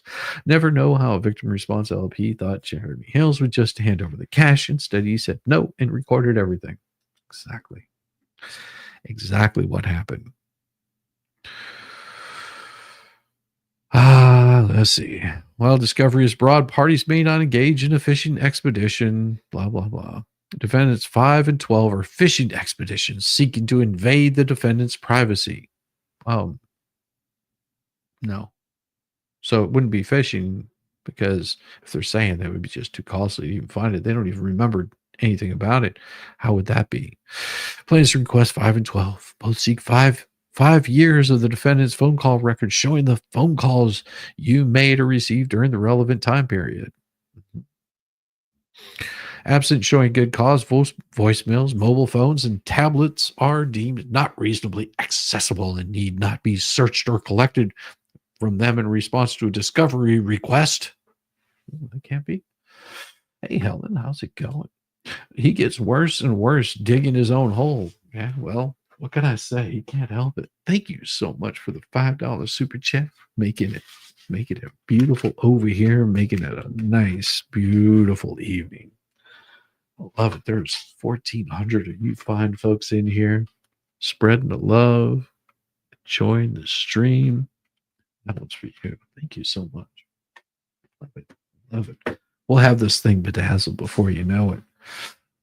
This ain't a mouse. That ain't a rat.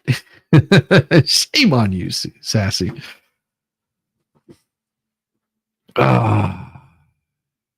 Let's see. Plaintiff does not have generalized right to rummage at will through information the defendant has limited from public view.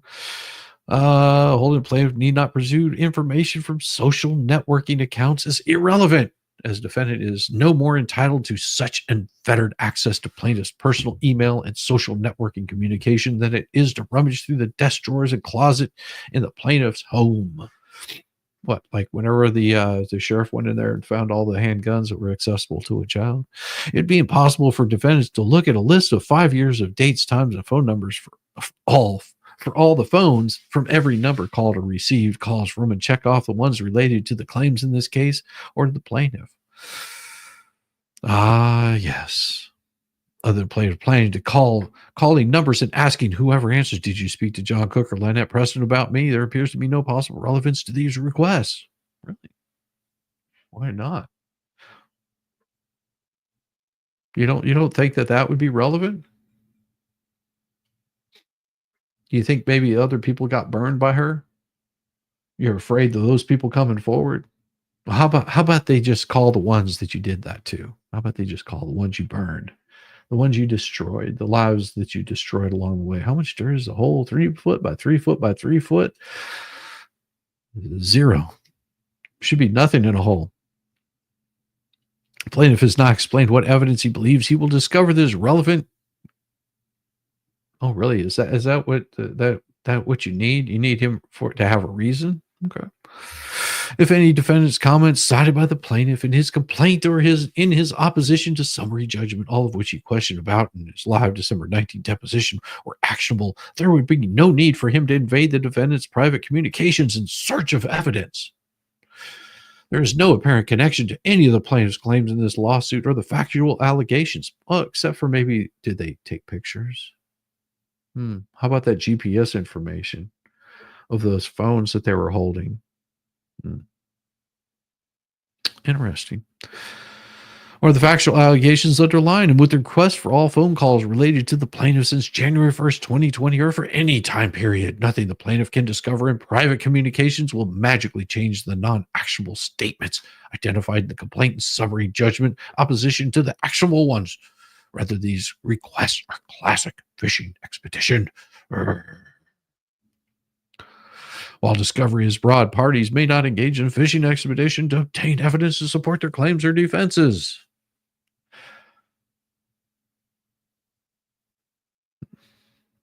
Finally, the burden to the defendant outweighs the benefit should they be asked to procure phone logs they don't currently possess, because as already noted, there's no legitimate expectation that phone logs will lead to the discovery of evidence. Stay away from my phone logs. I can get you some pecan logs. How's that? The amount of controversy, the parties' relative access to relevant information, the parties' resources, the importance of the discovery and resolving the issues. Well, I think it's pretty important in resolving all these issues. Unlike Bubbles doesn't realize that, I guess. Plaintiff wants to learn how many views there were for each and every social media post by the defendants. He doesn't explain how this information is supposed to be provided without creating non-existing documents. No, it's pretty easy. You go in, you do a screenshot, and you show it. As the objection states, this would require the defendants to screenshot every single social media post. Really? Every single social media post. So was every single one of their social media posts defamatory to the Hales? Is that what you're saying, Bubbles? That's what it sounds like to me. It sounds to me like you're saying every single post that they do, all that they do is post defamatory things on the interwebs about the Hales. That's what it reads like here. That's what it looks like right here. You're saying this will require the defense to screenshot every single social media post since January 1st, 2020. Really? So they have been defaming Jeremy Hale since 2020?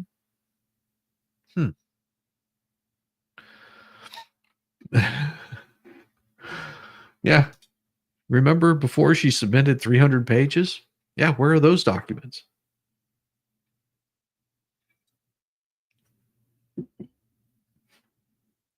Bubbles, stop sniffing Viagra. Your nose will go down.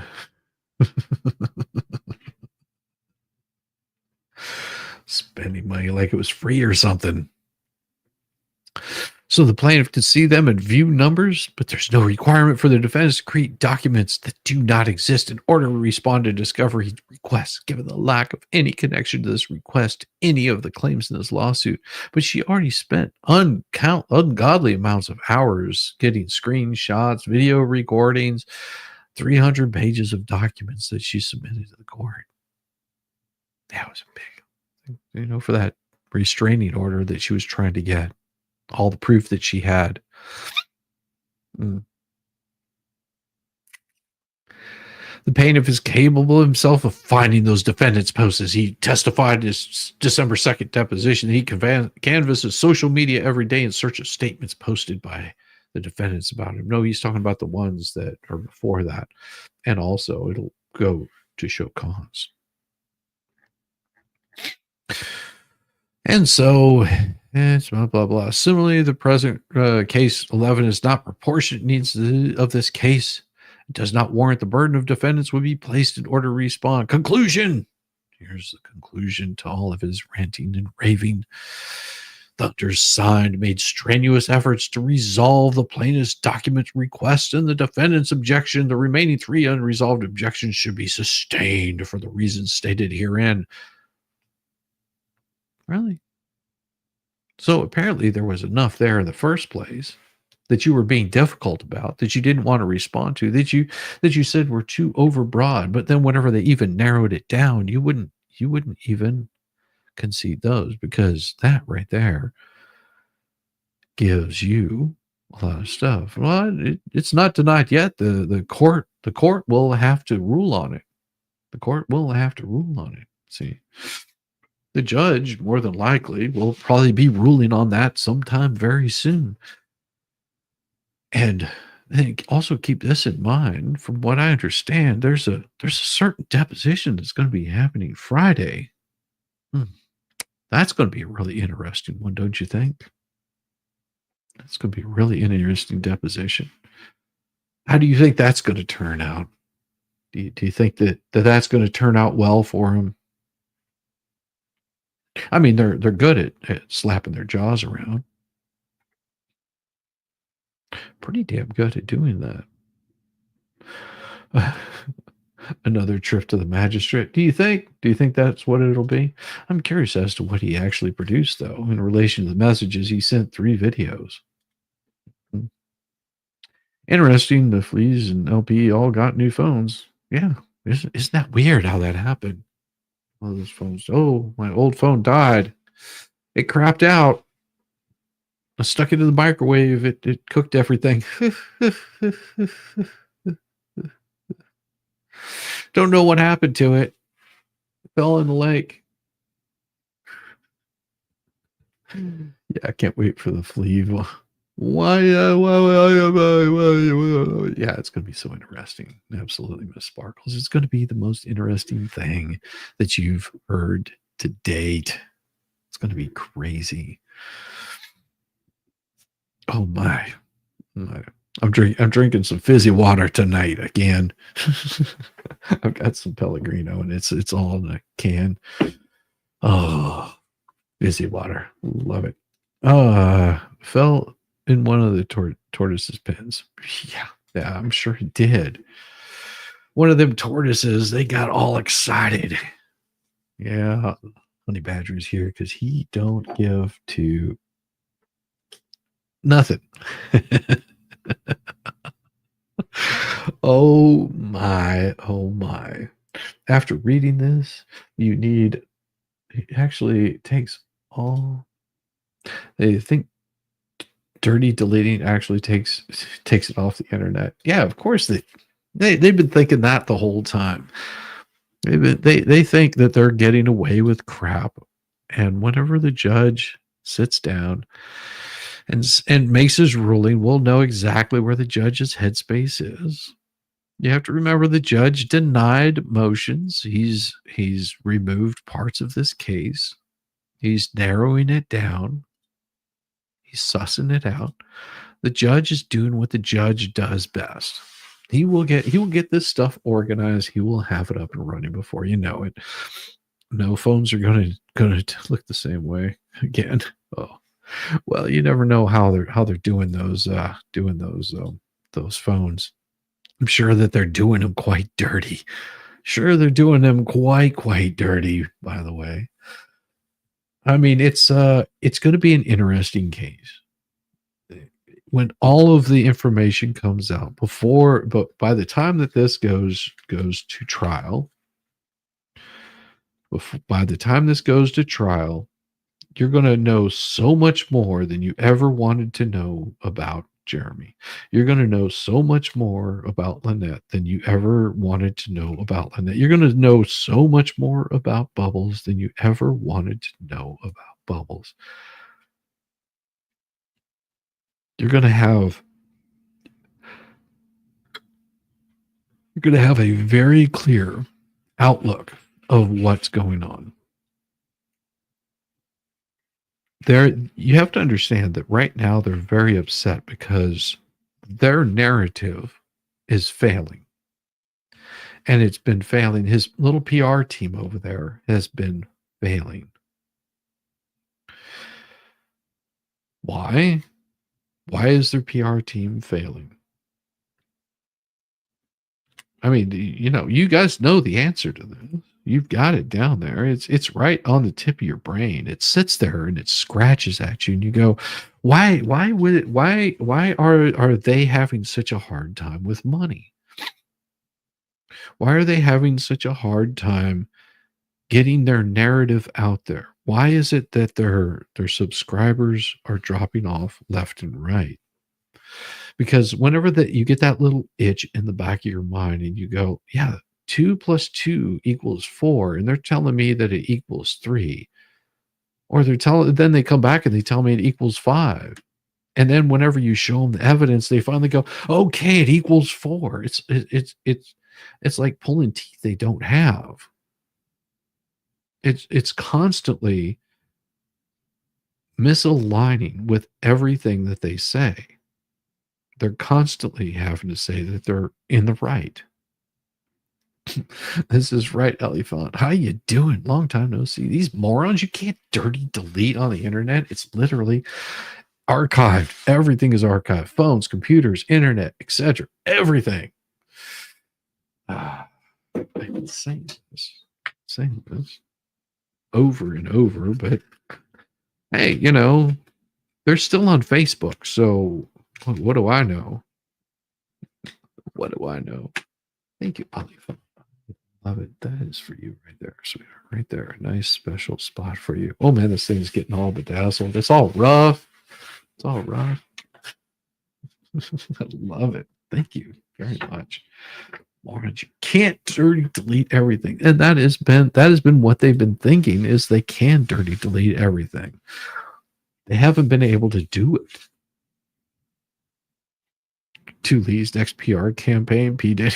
Well, no, I would say they're going to be running this PR campaign as long as they possibly can. They will be running it. They will be running hard. They'll be running fast. I can't tell you how many times that they've sit there and they've said, "Oh, let Jeremy Hales come for me.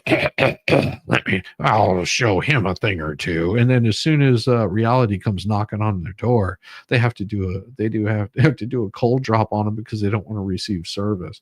What happened to all that badass talk? How you're going to dominate Jeremy Hales? Yeah.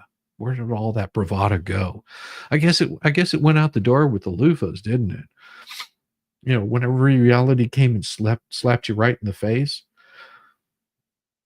I'm sure that's not the only thing that's been slapping you in the face. Yeah. Feds still have access to everything. Well, yeah, the feds have access to everything. And you can get that information. All you have to do is just ask the court. If the court provides a motion to compel, then they would be compelled to do it. Yeah, there we go. Thank you so much there for you. I mean, I understand that they don't want to do this because they're broke ass. Can't afford it. They're really excited. They're really excited though. In all of this, they're really excited to make sure that they will avoid all of this. Now, you can take this for what it's worth, but you can almost hear the fleas pitter-pattering around, wondering what they're going to do next. What game do they have to play next? It'd be interesting. What would be their next play? Oh, I'm sure that it's going to be glorious, that it'll be just as bad as the last one. I mean, come on, they're already attacking Megan Fox. I mean, and now they've got this reputable guy that knows Megan Fox really well, that reached out to her and everything, and he knows exactly how horrible of a person she is. And oh my gosh, have you seen what Megan Fox has been talking about? Oh, she doesn't give you all of the information. No. She's hiding information. It's really weird that she's never done any of that. You would think that a journalist would do journalistic things, like maybe do a little bit more research and a little bit of digging into this guy that he's now running PR for. I mean, does he think it's going to help out his Substack page? I wonder. Does he think it's going to make him sound more legitimate? Do you think maybe that green screen of this big mansion behind him is going to make him look great? Or, he could just admit the fact that he's just as lowly as I am, sitting in my basement, all nice and cozy with the heat just kicking, keeping me warm. A Fed may or may not be listening to your calls and watching your camera right now, allegedly. I'm sure they are. Do I ever worry about it? No. I don't have anything to worry about. You don't do shit illegally. You don't have to worry about it. There we go. That's nice. Oh, yeah, filling it up. Thank you. Appreciate you. It is crazy to me that they haven't gotten this yet. Oh my gosh, she's just rolling right in. All Jeremy needs is the cell phone numbers and the carrier. He can have all transcripts for phone calls, social media messages, and all text messages. Well, you also have to understand that judges are antiquated. On all of this, judges are very antiquated on those. There we go. Connecting the stars together. So beautiful. So they don't see it as that. As much as we like to think that they do, the court is quite a bit more antiquated on these things. They don't always keep up with the technology, because technology moves so fast. By the time that the court actually recognizes any sort of technology, it's already out of date. It's crazy. Oh, good Lord. Please stop lusting. Slug, I'm going to put a hurting on you, Slug. Please stop lusting after feet. Shizzy, please. All right. There you go. Right there. There you go, Slug. Shame on you. Please stop lusting after feet. God. I'll put a hurting on you. Oh my gosh. No, I don't have a foot thing. Everybody don't believe a word Slug is saying. That's defamatory, Slug. Oh, please do it, Shizzy. Please do it. Yeah, I know everybody's begging for blood there. You better be careful, Slug.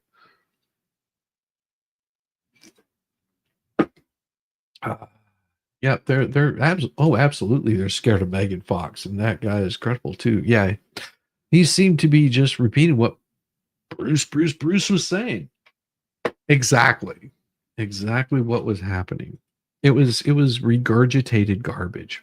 If anybody saw it, be glad you don't have to guide me through cooking. I don't know. I'm a pretty damn good cook. Everybody gets mad whenever I start talking about cooking on here. Right there for you, right across the top. Boom. No virgin material for you. No virgin material for you. Yeah, all of it was BBB script. It was everything that I saw on what he was talking about. All he did was pull up the information from Bubbles. Oh, wait. Wait till Saturday. Megan is guiding you through cooking. Oh boy, that's gonna be fun. It should be interesting. Yeah, everything about this is. Whenever I saw what he was talking about, it's just like, oh, you're just repeating the same thing that he said. Hmm. Weird how that would work out. I mean, I know that the reason some of the stuff gets repeated by both Tug or Megan and I is because we're looking at the same exact thing. The only conversations I have ever had with Megan and Tug don't even involve the case. I mean, they do, but not what we're going to be talking about. We don't. Tug doesn't know what I'm going to be talking about. He didn't know what I was going to be talking about tonight. Maybe the thumbnail gave that information away or something. So if he would have done a stream tonight, he probably would have been talking about the same thing if he was copied on the email.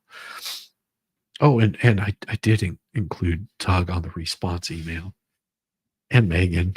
I'm sure that they'll get a nice good kick out of it. They always do. They always enjoy reading those emails to Bubbles. I wonder if Michael will ever respond to me. Oh, woe is me. I'm sure that he'll look at it, go, who is this guy? Why is he making fun of me? I don't understand. It just hurts me. Hurts my ears, hurts my brain. Man. Nobody can see my store right now. It's actually, I've got a tab there, but you can't access it. So weird how that works. The YouTube is all messy, funky. Let me see. Let me close some of these documents I got open here. Close that one. Close that one. Get a little tight and personal here. Lurk on all their channels. Yeah.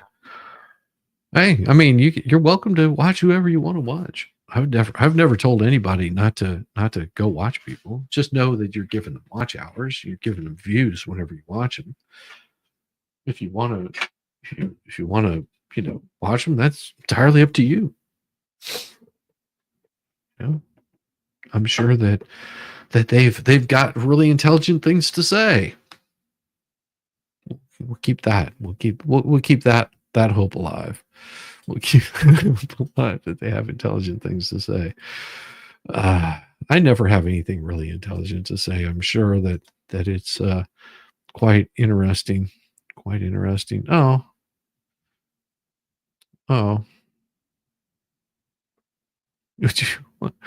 No, I wouldn't.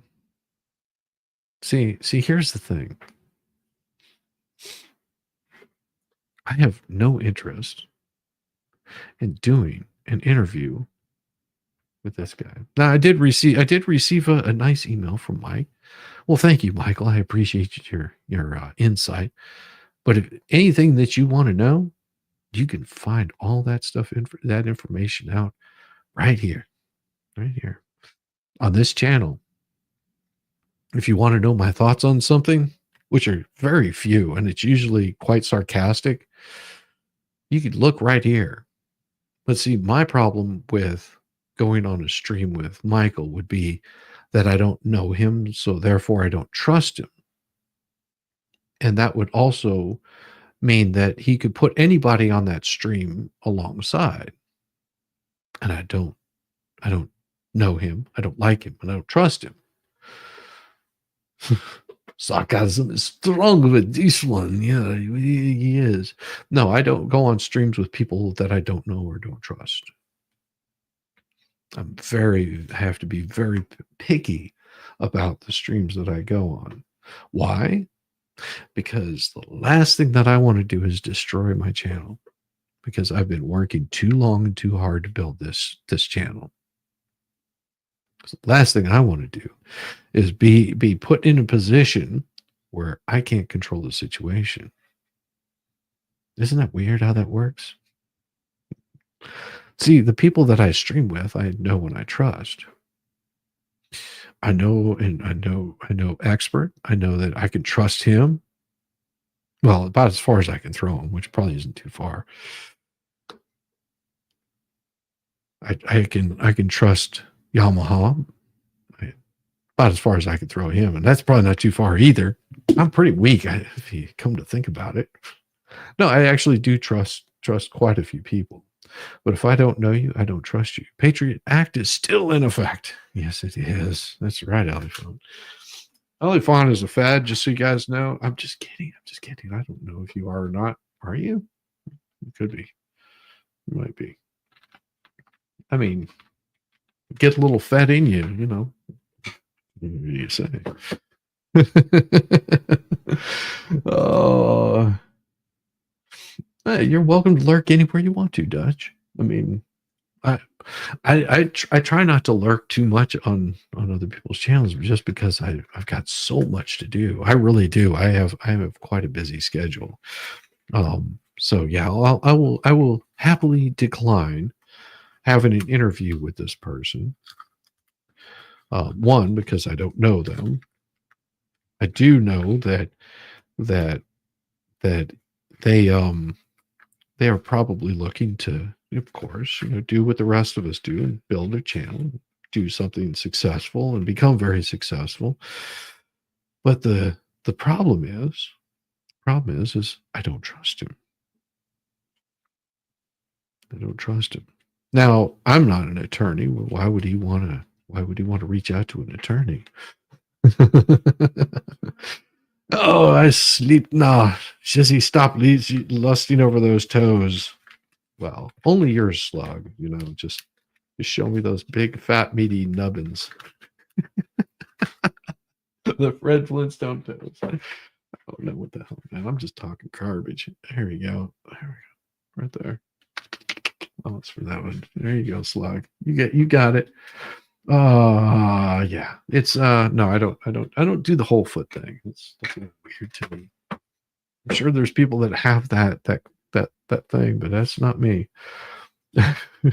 Shizzy said long and hard. What did I miss? Conversation about someone plagued with nasal erection lasting more than 4 hours.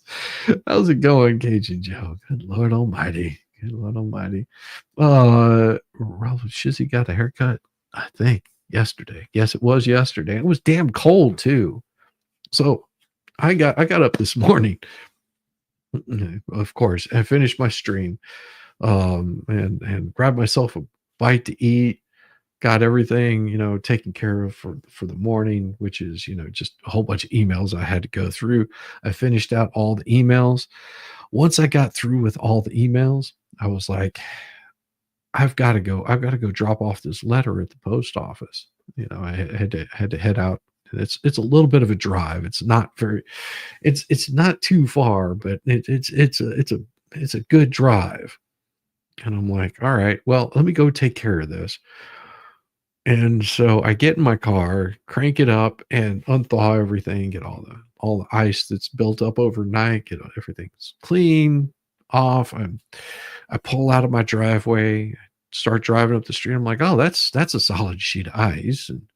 And as soon as I get to the end of the street, I look both ways. I'm like, well, that's a solid sheet of ice both directions on my street.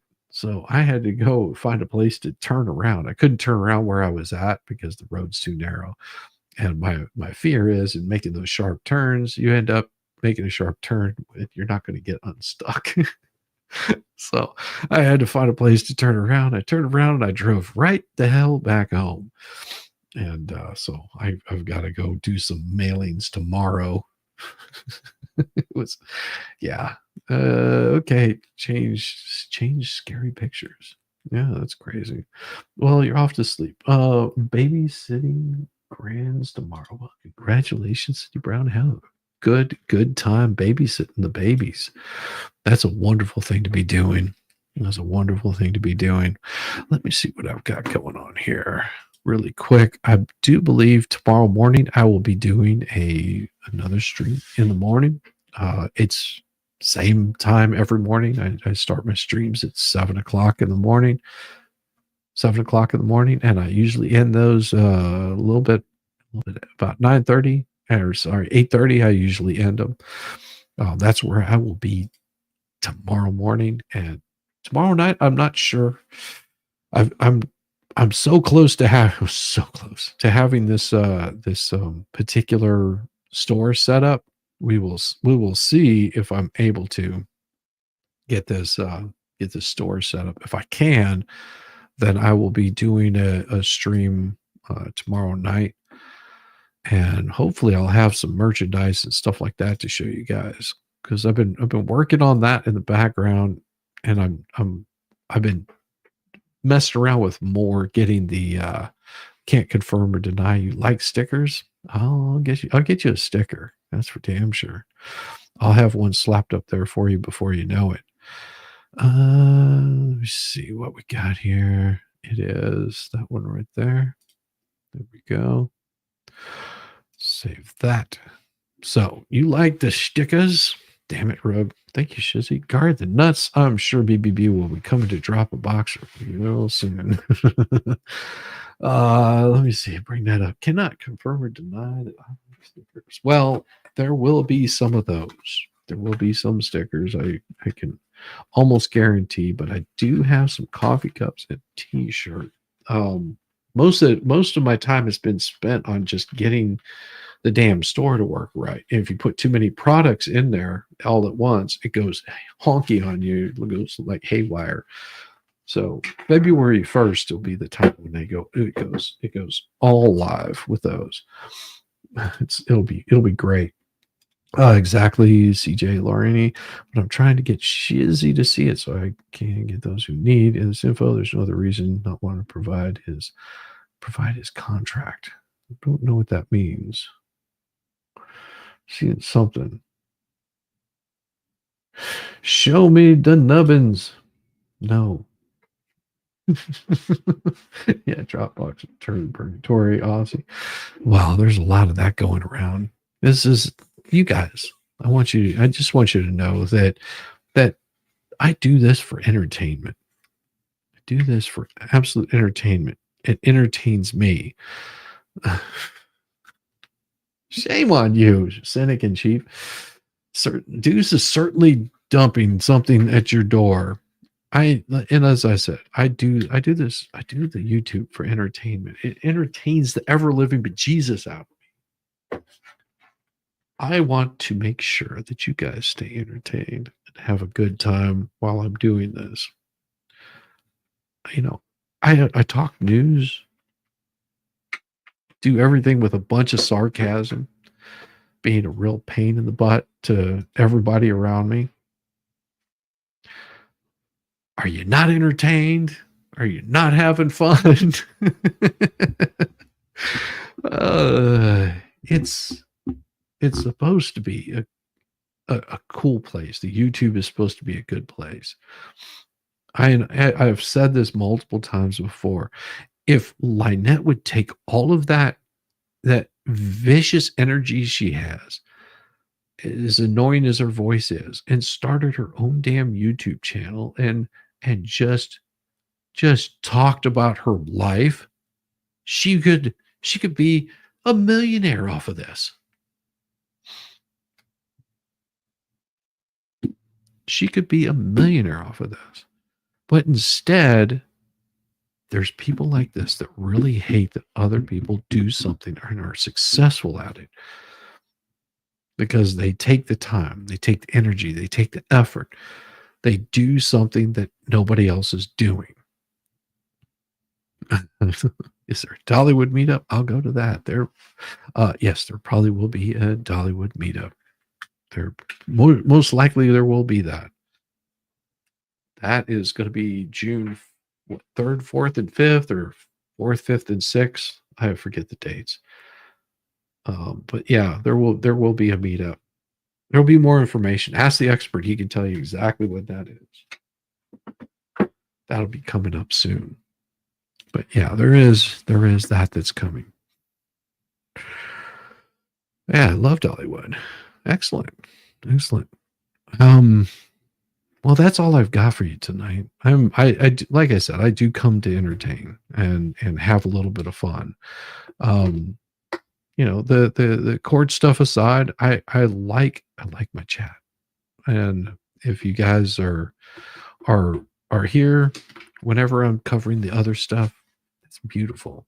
It just means that it shows that I'm doing something that you enjoy other than, just What the Hales, which is not the only thing that I cover.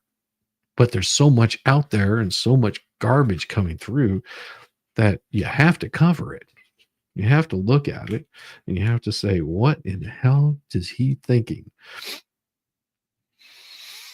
I don't know. Don't know. And it doesn't really matter now, does it? Because to me, what he's thinking doesn't matter as much as what his actions are. Everybody have a wonderful night. Enjoy the music, and I will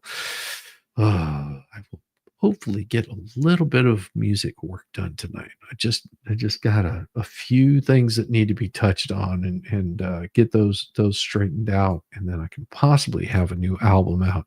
And I want to try to get that done tonight, but no guarantees on it. Everybody, I will see you tomorrow morning, 7 o'clock in the morning. I'm going to send you guys over to see Winning.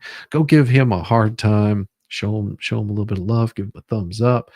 If you like what he's saying, stick around. If you're just like, he's too outrageous for me, well, still give him a thumbs up, but go by and say hi. Peace.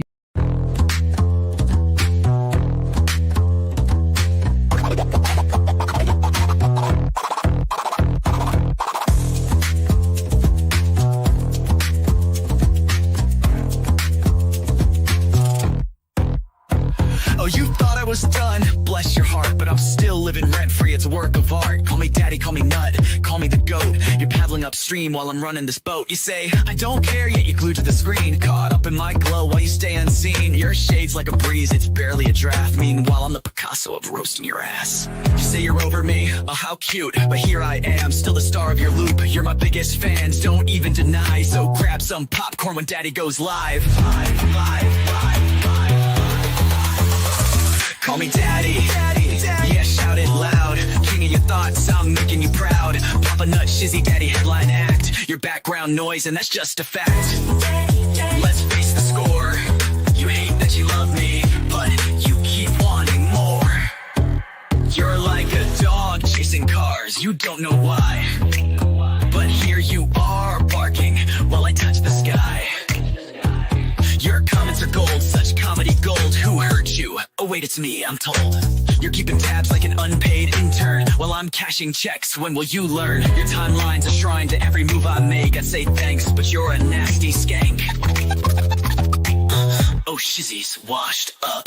Yeah, sure, Jan, yet here I am, the centerpiece of your plan. You hate watch my stream like it's Oscar night, but guess what, kiddos? I'm still shining bright. Call me daddy. Send in your bread, I'm still rent-free in your effing head. Papa Nut, Shizzy Daddy on your brain. I'm your mental landlord, you can't complain. Let's keep it real. You hate that I'm winning, but you love how it feels. Oh, I'm sorry, did I break your streak? You tried to ignore me for like half a week, but daddy's too spicy, you can't look away. I'm the train wreck you need every single day. So while you're out there with your plastic clout, I'm here sipping coffee watching you freak out. You're irrelevant, wow, what a take. Now go rewatch my vids while I count how much I make. I count how much I make. Call me daddy, yeah, own it now. I'm reading your brain and you don't know how. Papa Nut, Shizzy Daddy, let's set the bar. I'm the constellation, you're a burned out star. Embrace your role, cause I'm the main character. You're just an old ragged ass, burned out troll. So that's your bedtime story, kids tucked in sweet and snug. Shizzy Daddy's forever, you lose and you're stuck in the mud. Now say goodnight to Papa Nut, your mental pain. Oh wait, you will see me tomorrow's agenda, will see me tomorrow. Same obsession, same effing thing.